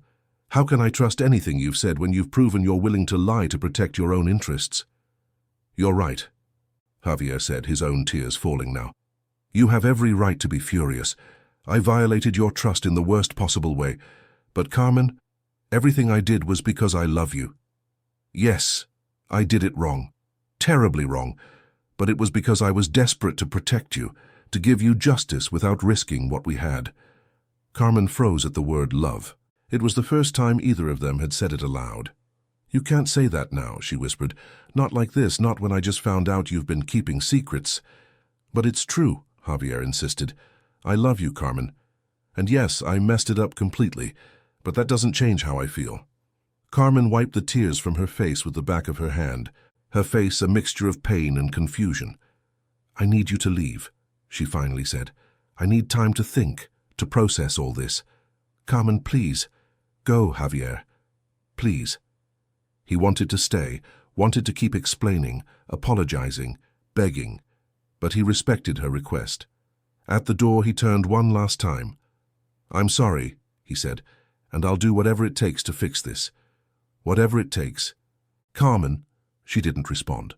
And when the door closed behind him, Carmen collapsed onto the sofa and cried like she hadn't cried since arriving in this city a year ago, seeking a new beginning. Trust is like a mirror. Once broken, it never reflects the same way again, no matter how carefully you try to piece it back together. Oh, the following days were the darkest Carmen had experienced since her initial recovery. She moved through her routines at the restaurant like an automaton, serving coffee, cleaning tables, smiling mechanically at customers, but inside she felt completely empty. Rosa didn't press, but her constant maternal presence was a silent anchor. Miguel cooked Carmen's favorite dishes without being asked. Regular customers noticed something was wrong, but respected her privacy. Javier didn't return to the restaurant. Every morning, Carmen unconsciously waited to see his familiar face cross the glass door, and every morning the disappointment mixed with relief hit her when he didn't appear. He had sent her a message the first day. "I respect your space. I just want you to know I haven't stopped thinking about you, and that I'm sorrier than words can express." She didn't respond. Meanwhile, Carmen had her meeting with the legal team from the New Horizon Foundation. The lawyers, professional but compassionate, explained they had documented evidence that she had been a victim of corporate fraud, that they could file a civil lawsuit against Mediterranean investments and specifically against Marcos Delgado, that there was a compensation fund waiting for her. "Where did all this information come from?" Carmen asked. "Who provided it?" Maria Sanchez, the legal program director, hesitated. "An anonymous donor, someone with access to corporate files who felt you deserved to know the truth." Carmen wasn't stupid. She knew exactly who that anonymous donor was. And that complicated her feelings even more. Javier had violated her privacy, yes. He had lied by omission, yes. But he had also used his position and resources to give her something she had desperately needed, the opportunity to clear her name. "What about Delgado?" she asked. "Will he face consequences?" "If we proceed, yes, we could file criminal charges in addition to the civil lawsuit. He could face prison time for fraud and forgery." Carmen leaned back in her chair, processing the magnitude of what they were offering her. Justice, vindication, retribution, everything she had dreamed of in her darkest moments. But sitting there in that clean, professional office, she realized something. She was no longer the same person she had been when all this began. The pain had changed her, yes, but so had the healing, and the woman she was now was no longer driven primarily by the desire for revenge. "I want to proceed," she finally said, "but not for revenge. I want him to face consequences so he can't do this to another person, so there's a public record of what he did. And I want my compensation because I earned it with years of honest work before he destroyed everything." Maria smiled. "That's exactly the right attitude. Let's proceed then." That night, Carmen finally sent a message to Javier. "We need to talk. Tomorrow at the park? 3 in the afternoon." The response came in seconds. "I'll be there. Thank you." When they met under the chestnut tree that had witnessed so many important moments in their emerging relationship, both looked tired. Javier had dark circles and his suit, normally impeccable, was slightly wrinkled. Carmen wore her hair pulled back in a simple ponytail, her face clean of makeup, showing the traces of recent crying. They sat at opposite ends of the bench, the space between them feeling like an abyss. "Thank you for agreeing to see me," Javier began. "I needed to," Carmen responded. "I've spent the last few days thinking about us, about what you did, about what it means." Javier waited, his heart beating painfully in his chest. "I understand why you investigated," she continued.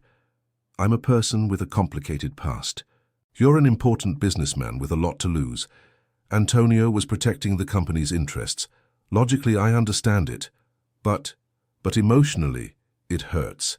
It hurts that you didn't trust me enough to simply ask. It hurts that you kept secrets when I was working so hard to open up to you. It hurts that at the crucial moment, where you could choose honesty or deception, you chose deception. Each word was a knife, but Javier accepted them all. He deserved them. "You're right," he said simply, "in everything, and I have no excuse that's worthwhile. I can only say I was afraid. Afraid of losing you if you knew I had investigated. Afraid the information would complicate what we were building. But that fear doesn't justify the lie." Carmen nodded slowly. "The thing is, Javier, all my trauma comes from people who lied to me. My former boss who forged my signature. My ex who told me he loved me while planning how to use my name for his own purposes. Colleagues who pretended friendship but abandoned me when things got difficult. I've rebuilt my entire life on the basis that I would never trust so blindly again, that I would always protect my heart. I know. And then you came along, and slowly, piece by piece, you convinced me it was safe to trust again, that not everyone lies, that some people really are who they say they are." Tears began falling down Carmen's cheeks. "And discovering that you also lied, Javier, it almost broke me again. It almost destroyed all the healing I had achieved." Javier felt his own tears falling now. "Carmen, I'm so sorry. I would give anything to go back and do it differently. To have trusted you from the beginning. To have been honest even when it was difficult." There was a long silence. An elderly couple passed walking hand in hand. Children laughed in the nearby playground. Life continued around them, indifferent to their personal drama. "But here's the thing I've had to face," Carmen finally said. "You made a mistake. A big one, yes, but a mistake, not a pattern. You didn't lie to use me. You lied because you were scared of losing me. And while that doesn't make it right, it makes it human." Javier looked up, a glimmer of hope in his eyes. "And you forced me to face something about myself," and she continued. "I've been so focused on protecting myself that I forgot real relationships require risk, that nobody's perfect. That part of loving someone is accepting they'll make mistakes and deciding whether those mistakes are unforgivable or opportunities to grow together." "What are you saying?" Carmen took a deep breath. "I'm saying I'm still hurt. that it will take time to fully trust you again. But I'm also saying that I want to try, because what we have when it's good is too valuable to simply throw away, and because I love you too. And real love isn't perfect. It's messy and complicated, and sometimes requires forgiving when it's difficult. Javier felt like he could barely breathe. Really? You're giving me another chance? With conditions, Carmen said firmly. First, no more secrets, ever. If there's something I need to know, you tell me, even if it's difficult, even if you're afraid of how I'll react. Second, we go slowly. We can't just go back to where we were. We need to rebuild from here. And third, if you lie to me again, if you break my trust again, there won't be more chances. Once I can forgive. Twice would be choosing to be hurt. I accept, Javier said immediately, all your conditions, and I promise, Carmen, I will never give you reason to doubt me again. They looked at each other across the space between them on the bench. Then, slowly, Carmen slid toward the center. Javier did the same, until finally they were sitting together, their legs touching, their hands intertwining. There's something else you need to know, Javier said. About Delgado. He'll be in our office next week for the acquisition finalization. Carmen tensed. Will I have to see him? Not if you don't want to. But Carmen, you have the power now. With the documents the lawyers have, with your case proceeding, he's the one who should be afraid of you, not the other way around. Carmen considered his words. He was right. She was no longer the defeated woman who had fled the city with nothing. She had survived. She had rebuilt. And now she had justice within reach. I want to be there, she suddenly said, when they confront him, when he has to face what he did. I want to look him in the eyes and let him see he didn't destroy me. Javier squeezed her hand. Then you'll be there. I promise. They sat under the chestnut tree until the sun began to descend, talking about everything and nothing, rebuilding burned bridges, laying new foundations for something they hoped would be stronger for having been tested and not completely broken. When they finally stood to leave, Javier pulled her into an embrace. Carmen allowed herself to sink into it, feeling the familiarity of his arms, the comfort of his presence. I won't fail you again, he whispered against her hair. I know, she responded, choosing to believe it, choosing to trust once more despite the fear. Sometimes forgiveness isn't a single moment of absolution. It's a daily choice to keep choosing love over fear, hope over bitterness. The following week felt like the calm before a storm. Carmen continued working at the restaurant, but now there was a different energy in her movements, determination, purpose. The woman who had hidden behind silence and service was emerging as something stronger. Javier returned to his morning visits, but with renewed awareness. Every word he spoke was considered. Every business secret he normally would have kept, he now shared. He was learning, painfully, what true transparency meant. On Thursday afternoon, 2 days before the final acquisition meeting, Carmen received a call from Maria Sanchez. Carmen, I need to inform you of something. Marcos Delgado has been officially notified of the civil lawsuit and criminal investigation. His lawyer contacted us this morning. And? Carmen felt her heart race. He wants to settle. He's offering a public apology, additional compensation, and he's willing to resign his position. In exchange, he's asking that we withdraw the criminal charges. Carmen sat heavily in a chair in the restaurant kitchen. What do you recommend? Legally, we could proceed with the criminal case. We have solid evidence, but we also have to consider that trials are long, emotionally costly, and there's never a guarantee of outcome. A settlement gives you definitive closure. I need time to think about it. Of course. But Carmen, we need your answer before Saturday's meeting. According to our sources, the Morales group plans to formally confront him that day. After hanging up, Carmen found Rosa in the main dining room. I need your advice, Carmen said. Rosa put down what she was doing and sat with her. Carmen explained the situation, the settlement offer, the option to proceed criminally, Saturday's meeting. What does your heart want, sweetheart? Rosa asked. Not what's legally or strategically better. What does your heart need? Carmen thought carefully. My heart wants to see him suffer like I suffered. Wants him to lose everything like I lost everything. Wants justice in its purest form. But my head says revenge won't give me back the lost years, won't give me peace. And honestly, Rosa, I'm tired of my life being defined by what was done to me. I want to be defined by who I'm choosing to be now. Rosa took Carmen's hand.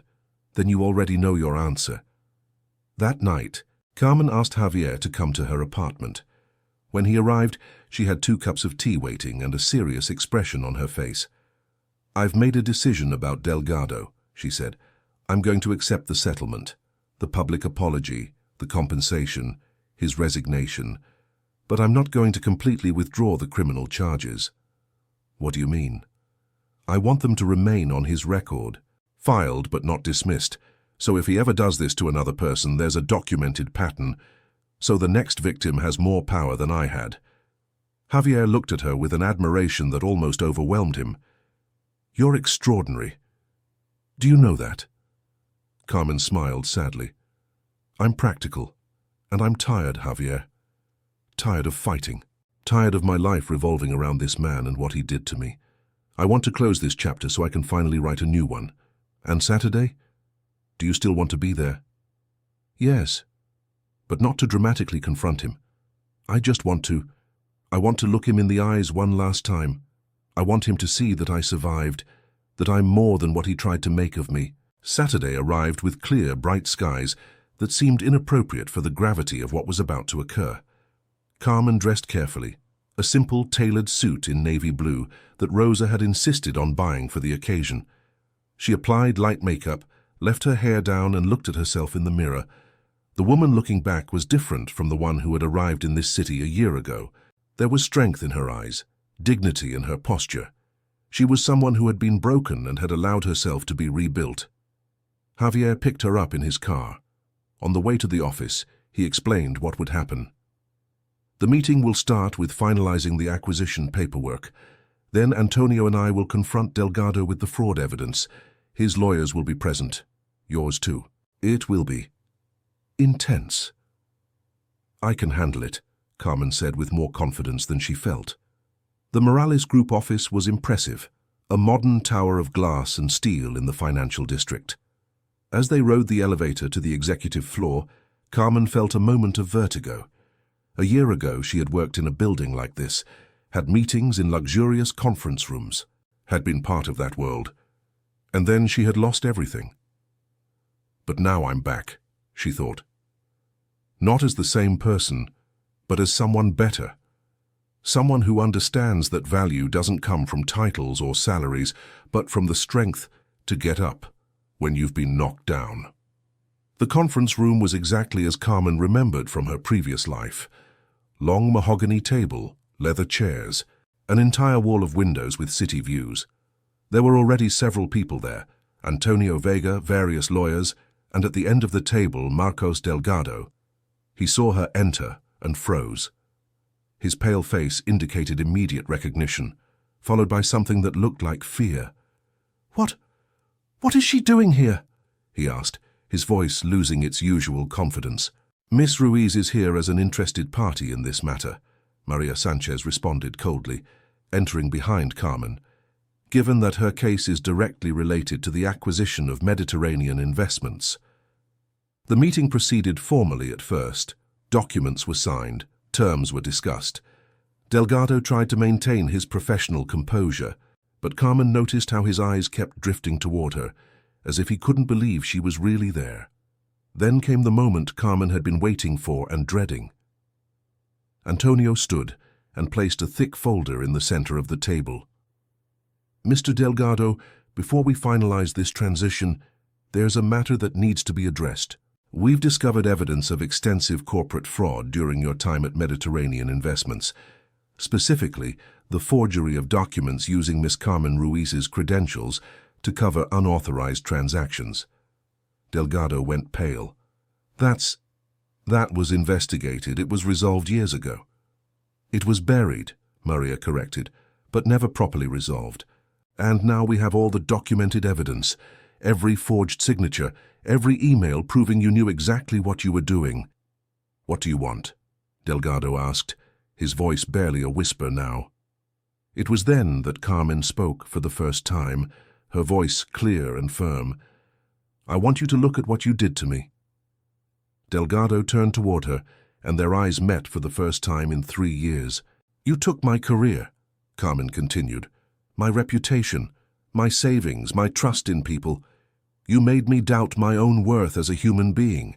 And you did it all to protect yourself, without thinking once about the life you were destroying."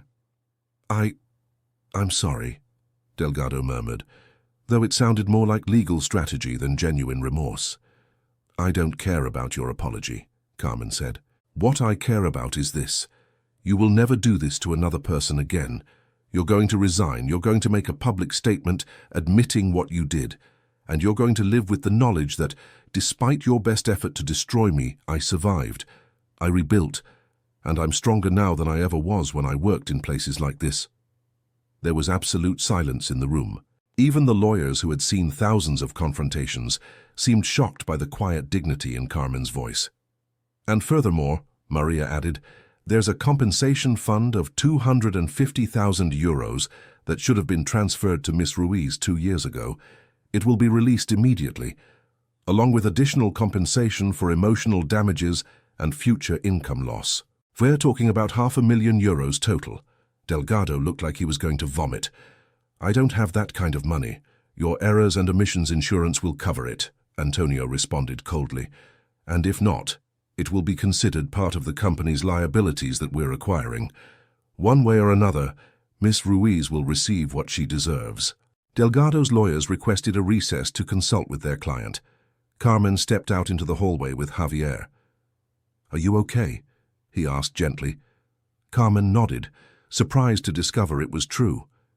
"Yes, I thought confronting him would be more dramatic, but he's just a weak man who made selfish decisions. He's not the monster I built in my mind during all those years." "You're incredible," Javier said, taking her hand. 20 minutes later, they were called back.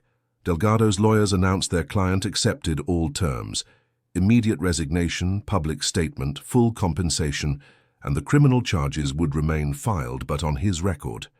When all documents were signed, Delgado stood to leave. At the door, he turned toward Carmen. "For what it's worth," he said, "I really am sorry, not just for legal strategy, I genuinely am." Carmen studied him for a moment. "I hope that's true," she finally responded, "because only when you truly accept what you did can you begin to live with it." And then he was gone, exiting her life as abruptly as he had entered 3 years ago, but this time on her terms, not his.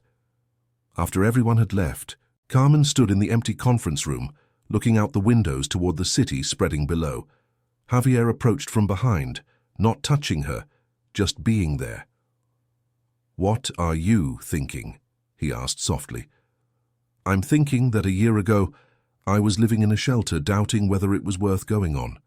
And today I just closed the most painful chapter of my life with dignity and strength.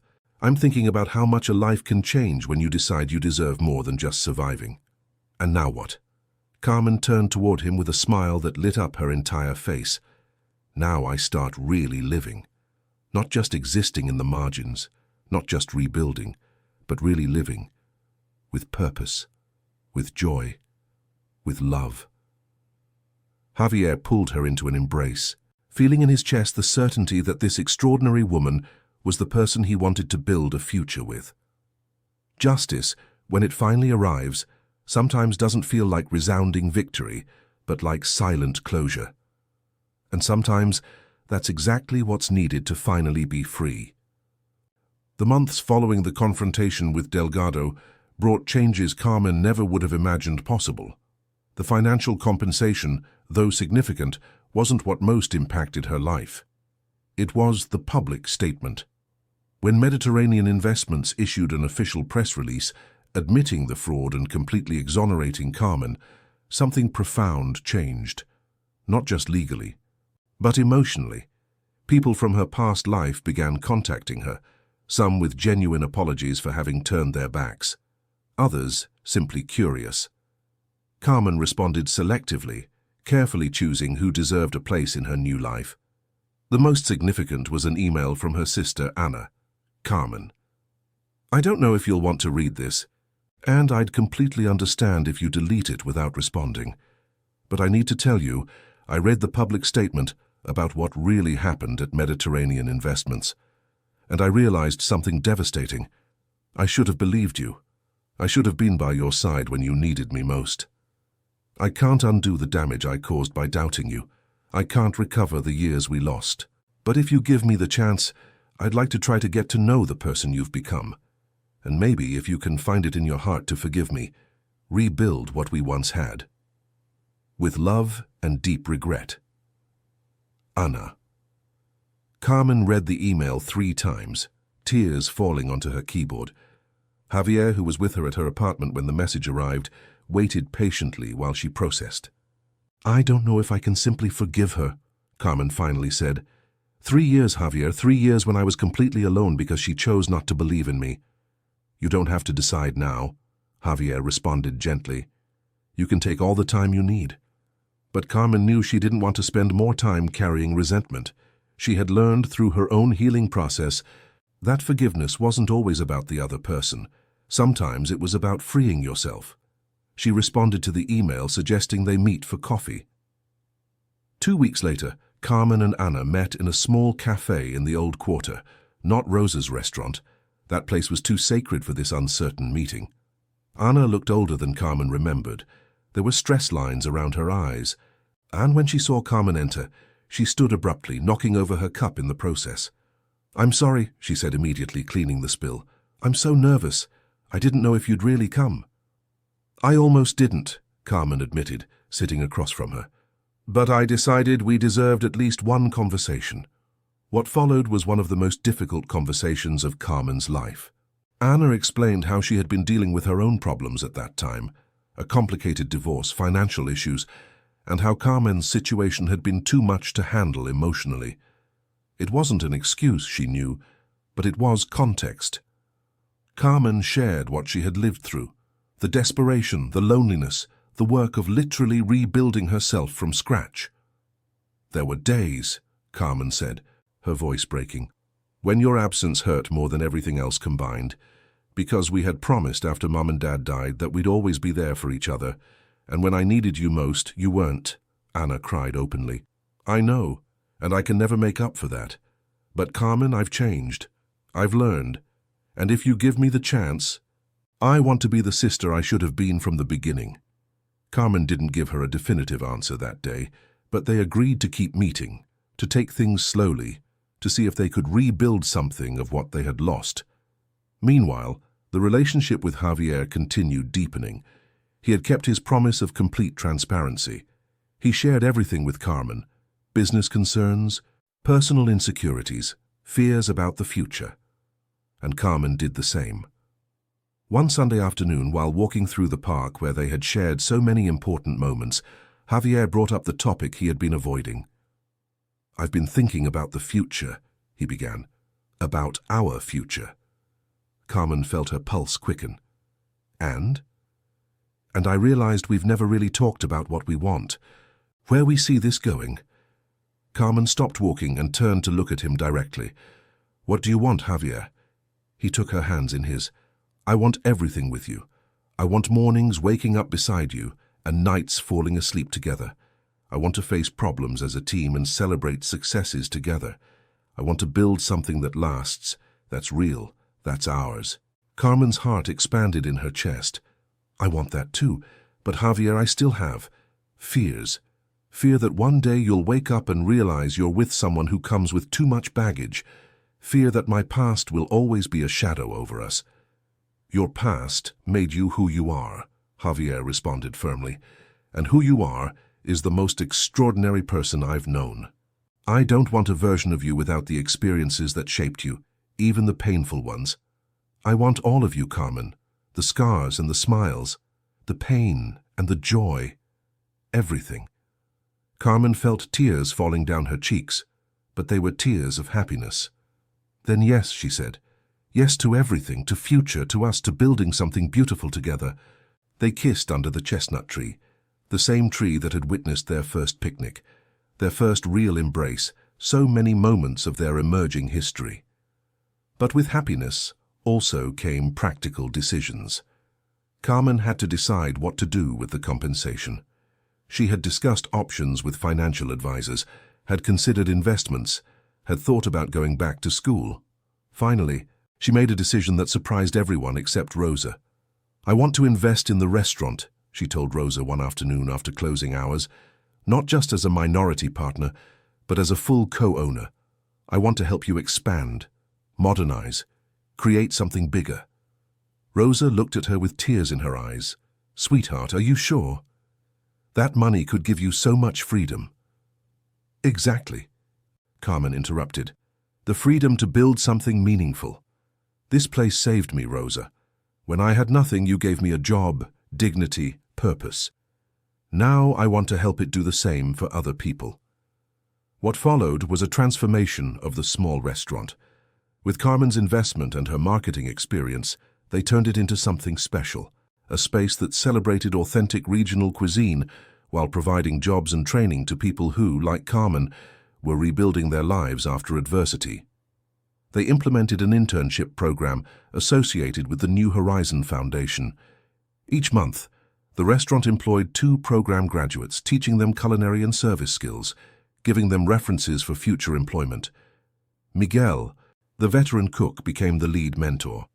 He himself had had his own recovery story years ago, something he shared with new employees to show them redemption was possible.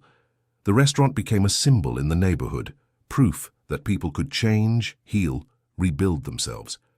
Antonio Vega, initially skeptical of the relationship between Javier and Carmen, eventually became one of their greatest supporters. One afternoon he asked to speak with Carmen privately. "I need to apologize," he said without preamble. "When Javier started spending time with you, I saw you as a risk for the business, for his well-being. I was wrong." "I know," Carmen responded simply, "but I also understand. You were protecting your friend." "He's changed since he met you," Antonio continued.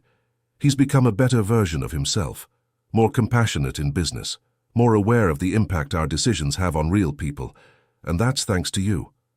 "He changed me too," Carmen said. "He showed me it was safe to trust again, that not all people hurt." Antonio extended his hand. "Friends?" Carmen shook it. "Friends." 6 months after the confrontation with Delgado, Carmen received an unexpected invitation. A local university wanted her to give a talk in their business program about corporate ethics and recovery after adversity. At first, the idea terrified her. Speaking in front of hundreds of students about her most painful experience seemed impossible. But Javier encouraged her. "Your story could help someone. It could prevent a future executive from making decisions like Delgado made. It could inspire someone who's struggling not to give up." Carmen accepted the invitation. On the day of the talk, she stood in front of a packed auditorium, her hands trembling as she held the microphone. Javier was in the front row, his presence an anchor. She began to speak. She told her story without filters. The initial success, the devastating betrayal, the fall to absolute bottom. She spoke about nights sleeping in shelters, about questioning whether it was worth going on, about the long road of rebuilding. But she also spoke about resilience, about finding purpose in service to others, about accepting help when it's offered, about learning to trust again after betrayal, about turning pain into power. When she finished, the silence in the auditorium was absolute. Then, starting with one person, then another, then the entire room, they stood in ovation. Carmen felt tears falling down her face, but this time not from pain but from triumph. She had transformed her worst experience into something that could help others. She had found meaning in suffering. After the talk, dozens of students approached to thank her, to share their own stories, to tell her she inspired them. A young woman, no more than 20 years old, waited until the end. "Thank you," she said simply. "My mother is going through something similar now, accused of things she didn't do at her job. She's thinking about giving up. I'm going to share your talk with her." Carmen took the young woman's hand. "Tell her not to give up. Tell her the road is difficult but possible, and tell her there are people who understand, who've been there, who know it's real. That night, Carmen sat in her apartment, now larger, more comfortable, filled with personal touches that reflected her new life and reflected on how far she had come. A year ago, she could barely speak. Now she had given a talk in front of hundreds of people. A year ago, she doubted her own worth. Now she co-managed a successful business and had plans to expand her social impact. A year ago, she believed she would never trust again. Now she had Javier, Rosa, a community of people who cared about her. Healing, she thought, isn't linear. There are good days and bad days, but every step forward, no matter how small, is victory. 1 year after the day Carmen dropped that tray of cups upon seeing Javier enter the restaurant for the first time, they found themselves again under the chestnut tree in the park, the place that had become their place. It was a perfect spring day, the air filled with the scent of blooming flowers, the sun warming their faces as they sat on the bench that had witnessed so many important moments. "I can't believe it's been a year," Carmen said, resting her head on Javier's shoulder. "The best year of my life," he responded, kissing her hair. "Mine too, though not without its challenges." It was true. The year had brought not just triumphs, but also trials. Moments where Carmen's old fears resurfaced without warning. Days where Javier struggled with the balance between work and personal life. Difficult conversations about future, family, expectations. But they had navigated each challenge together, learning that real love isn't the absence of problems, but the willingness to face them as a team. The reconciliation with Anna had also been a rocky road. There were family therapy sessions, painful conversations about the past, moments of setback before moving forward again. But slowly, carefully, the sisters were rebuilding their relationship. Anna now visited the restaurant regularly. She had started helping with the administrative part of the internship program. And while they would never be as close as they had been before the rupture, they were creating something new, a more honest, more mature relationship, based on who they were now instead of who they had been. The restaurant thrived beyond the most optimistic expectations. What had begun as a small family establishment was now recognized throughout the region, not for being luxurious or trendy, but for being genuine, for serving delicious food made with love, for being a place where people found not just sustenance, but also community. Rosa, now semi-retired, spent her days teaching recipes to the new generation of cooks and sharing stories about the old quarter. Miguel had trained a complete team of young chefs, and Carmen had discovered she had a talent for business, something she had forgotten during her years of simply surviving. "I have something I want to show you," Javier said, pulling Carmen from her reflections. From his pocket he pulled out a small leather notebook, worn from use. "What's this?" "Open it." Carmen did, and found pages filled with Javier's angular handwriting, dated entries starting from the day he met her. Day 1. "Today I met someone who made me forget my own name for a moment. She dropped a tray and fled as if I were a ghost. I can't stop wondering why." Day 15. She spoke again today. Just 2 words. "I'm sorry." But her voice was like music I had forgotten existed. Day 47. Today we shared our first real embrace, and I realized I've been waiting for someone like her my whole life without knowing I was waiting. Carmen read page after page, tears running down her cheeks. It was their love story documented from his perspective. Every small moment that had meant something, every breakthrough, every challenge. The last entry was from that morning. Day 365. Today marks exactly 1 year since I met her. Today I'm going to ask her to marry me. I'm terrified she'll say no. But I'm more terrified of not asking and losing the chance to spend the rest of my life with the most extraordinary woman I've known. Carmen looked up from the notebook, tears falling freely now, to find Javier kneeling before her, holding a small velvet box. "Carmen Ruiz," he began, his own voice trembling with emotion. "This year with you has taught me more about love, courage, and redemption than I learned in all the rest of my life. You've shown me that broken things can be repaired, that people can heal, that true love isn't perfect, but worth every challenge." He opened the box, revealing a simple but beautiful ring, a gold band with a small diamond. I don't want a single day more without knowing we'll spend the rest of our lives together. Will you marry me? Carmen couldn't speak through the tears. She could only nod again and again and again, while Javier slipped the ring on her finger and lifted her in an embrace that swept her off her feet. Yes, she finally managed to say. Yes, 1,000 times yes. They kissed under the chestnut tree, laughing and crying simultaneously, while passing people smiled at the scene of love so pure and genuine. When they finally separated, Carmen looked at the ring on her finger. It's perfect, she said. How did you choose it? I spent weeks searching, Javier admitted. I wanted something that was beautiful, but not ostentatious. Something that represented strength with elegance. Like you. Carmen kissed him again, her heart so full she felt it might explode. Have you told anyone? Antonio, Rosa? Javier smiled. I asked Rosa's blessing a month ago. She cried for 20 minutes before she could answer me. Carmen laughed, able to perfectly imagine the scene. And what did she say? She said if I ever hurt you, I'd have to answer to her, and to take care of you like the treasure you are, and then she hugged me and called me son. More tears. Carmen seemed incapable of stopping them today, but she didn't care. They spent the rest of the day celebrating. They went to the restaurant where Rosa, Miguel, and the rest of the staff were waiting, clearly accomplices in the surprise. There was champagne, though Carmen barely drank, preferring to savor each moment with complete clarity. Anna arrived later, hugging Carmen with a genuine emotion that would have been impossible just months ago. I'm so happy for you, she whispered. You deserve all this and more. Antonio appeared with a vintage wine bottle he had been saving for a special occasion. Welcome officially to the family, he told Carmen, though honestly you were already part of it. That night, when they were finally alone in Carmen's apartment, they sat together on the sofa, exhausted but happy. What are you thinking? Javier asked. Carmen considered the question carefully. I'm thinking about the woman I was 2 years ago. The one who had lost everything. The one who doubted whether it was worth going on.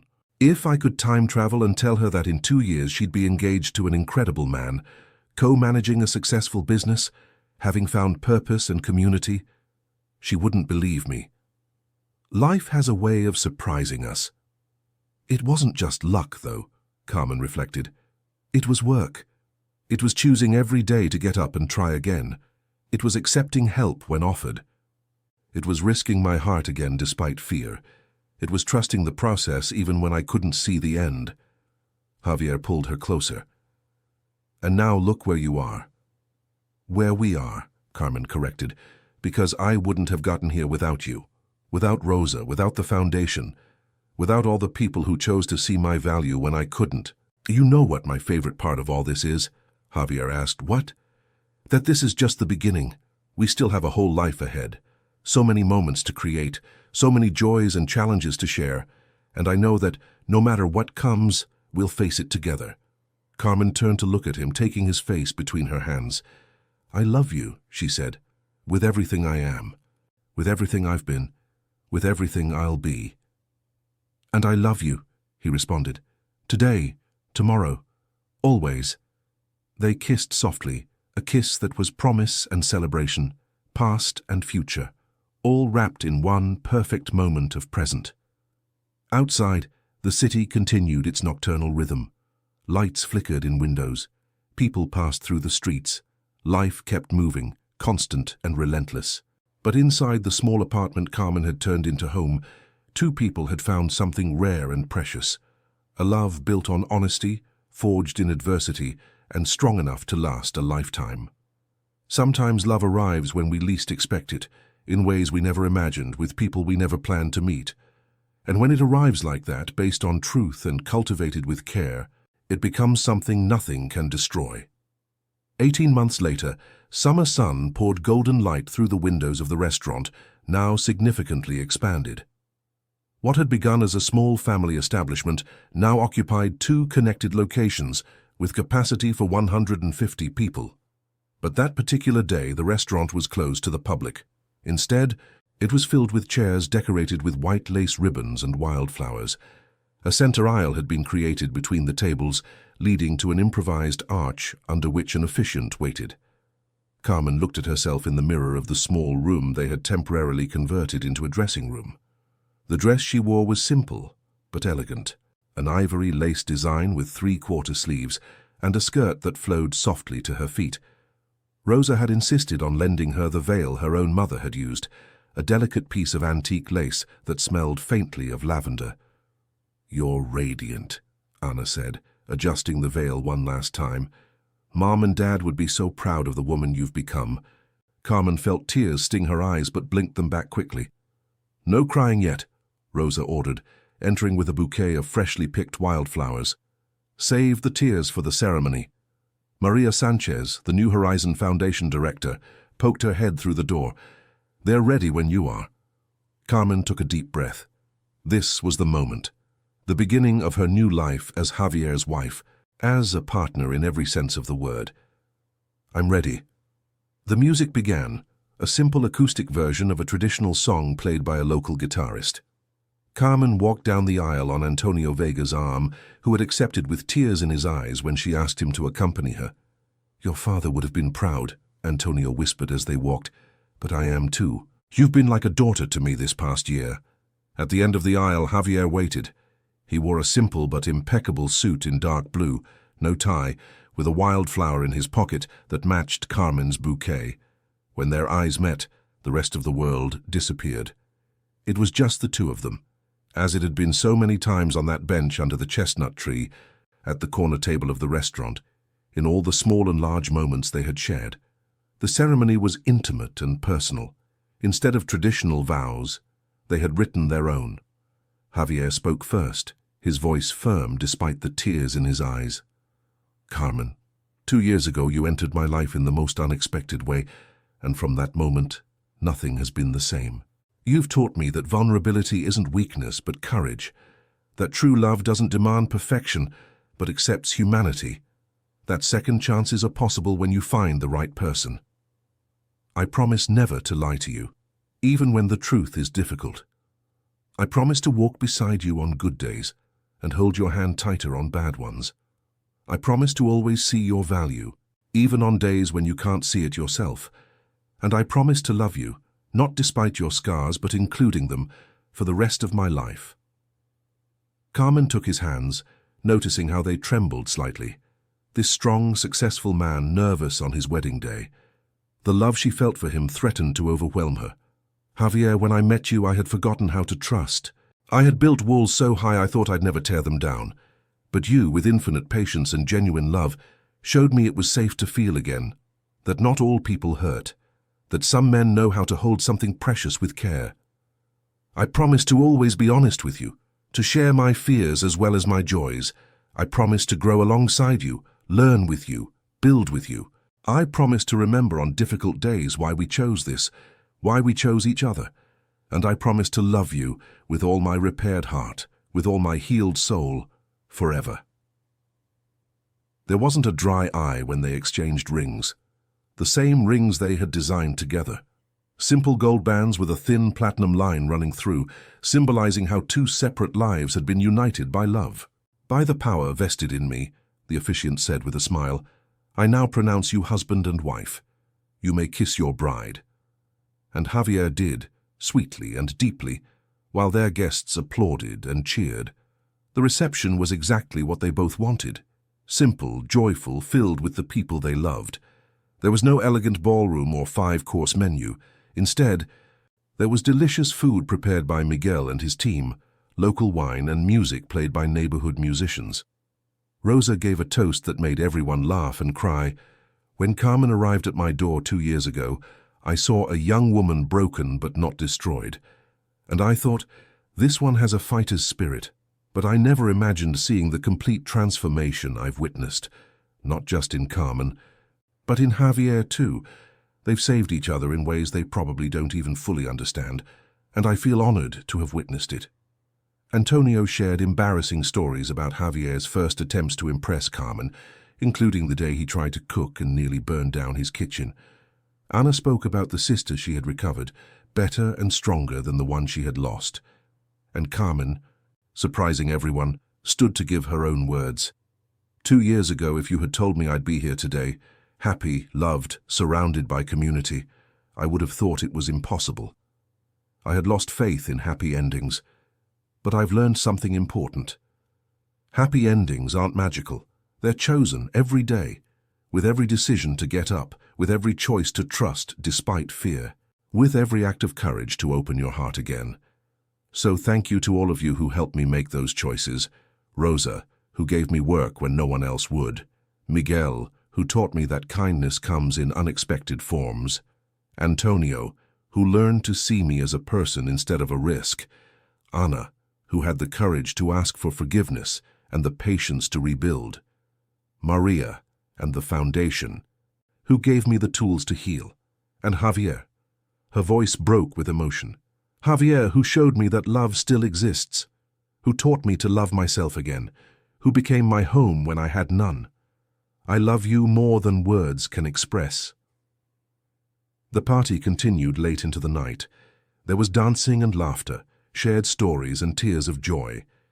When the last guests finally left, and Carmen and Javier were alone in the empty restaurant, surrounded by the remnants of celebration. "We're married," Carmen said, still processing the reality. "We're married," Javier confirmed, pulling her into an embrace. They went out to the small back patio of the restaurant where Rosa had planted a garden. The full moon illuminated the flowers, creating silver shadows over the stone floor. "Do you know what Rosa planted here?" Javier asked, pointing toward a young tree in the corner. Carmen shook her head. "A chestnut tree, like the one in the park. She said that in 20 years, when it's our size, our children can play under its shade, and their children after them." Carmen felt tears, happy ones this time, fill her eyes. The idea of a future extending so far, full of beautiful possibilities, overwhelmed her in the best way. "Children," she repeated, testing the word. "A family." "Someday," Javier said. "When we're ready. There's no rush. We have a whole life." They stood in the garden as the night deepened around them, talking of dreams and plans, of the additional restaurant expansion they were considering, of the mentorship program Carmen wanted to establish for women who had experienced professional setbacks, of trips they wanted to take, of the life they would build together, brick by brick, choice by choice, day by day. When they finally left that night, Carmen turned one last time to look at the restaurant, the place that had saved her, the place where she had met Javier, the place that now represented not just survival, but also community, purpose, home. "Thank you," she whispered, though she wasn't sure exactly to whom she was addressing. To the universe, perhaps. To fate. To herself, for not giving up when everything seemed impossible. In the car on the way to their new house, the one they had chosen together, in a quiet neighborhood with a garden and space to grow, Javier took her hand. "Happy?" Carmen considered the question. Happy seemed too small a word for what she felt. It was gratitude and wonder, and love and hope, all mixed into something so large it threatened to overflow her chest. "More than happy," she finally responded. "I'm complete. For the first time in my life, I feel complete." Years later, when people asked Carmen about her story, she always told it honestly. The painful parts and the beautiful ones, the betrayal and the redemption, the darkness and the light, and she always ended the same way. "Life broke me into pieces, but it taught me something I never would have learned any other way, that in the process of rebuilding yourself, you can choose who you want to be. You're not limited by who you were before. The cracks, when filled with love and purpose, become the strongest parts of you. And sometimes, just sometimes, the most beautiful things emerge from the most broken places." The restaurant continued thriving, helping dozens of people find their way back to dignity and purpose. The chestnut tree in the patio grew strong and tall, and under its shade, eventually a new generation learned the same lessons Carmen and Javier had learned, that love is possible after loss, that second chances are real, and that the greatest strength we possess is the capacity to choose to get up again and again, no matter how many times we fall. On a shelf in their home, Carmen kept 3 special objects: the poetry book Javier had lent her in those early days, the notebook where he had documented their love story, and a photograph taken at their wedding. In the photo, they're both laughing, their foreheads touching, their eyes closed, captured in a moment of pure joy. And every time she passed that shelf, Carmen smiled, remembering the journey that had brought her from desperation to this moment of complete happiness, because in the end, her story wasn't about a rich businessman and a poor waitress. It was about 2 broken souls who found each other exactly when each needed the other. About learning that true love doesn't rescue, it empowers. About discovering that the best things in life often arrive wrapped in the simplest disguise. And about remembering that no matter how dark the road gets, there's always light waiting for those who have the courage to keep walking toward it. True love isn't finding someone perfect, it's seeing someone imperfect perfectly. It's building something beautiful from broken pieces. It's choosing every day to choose each other again.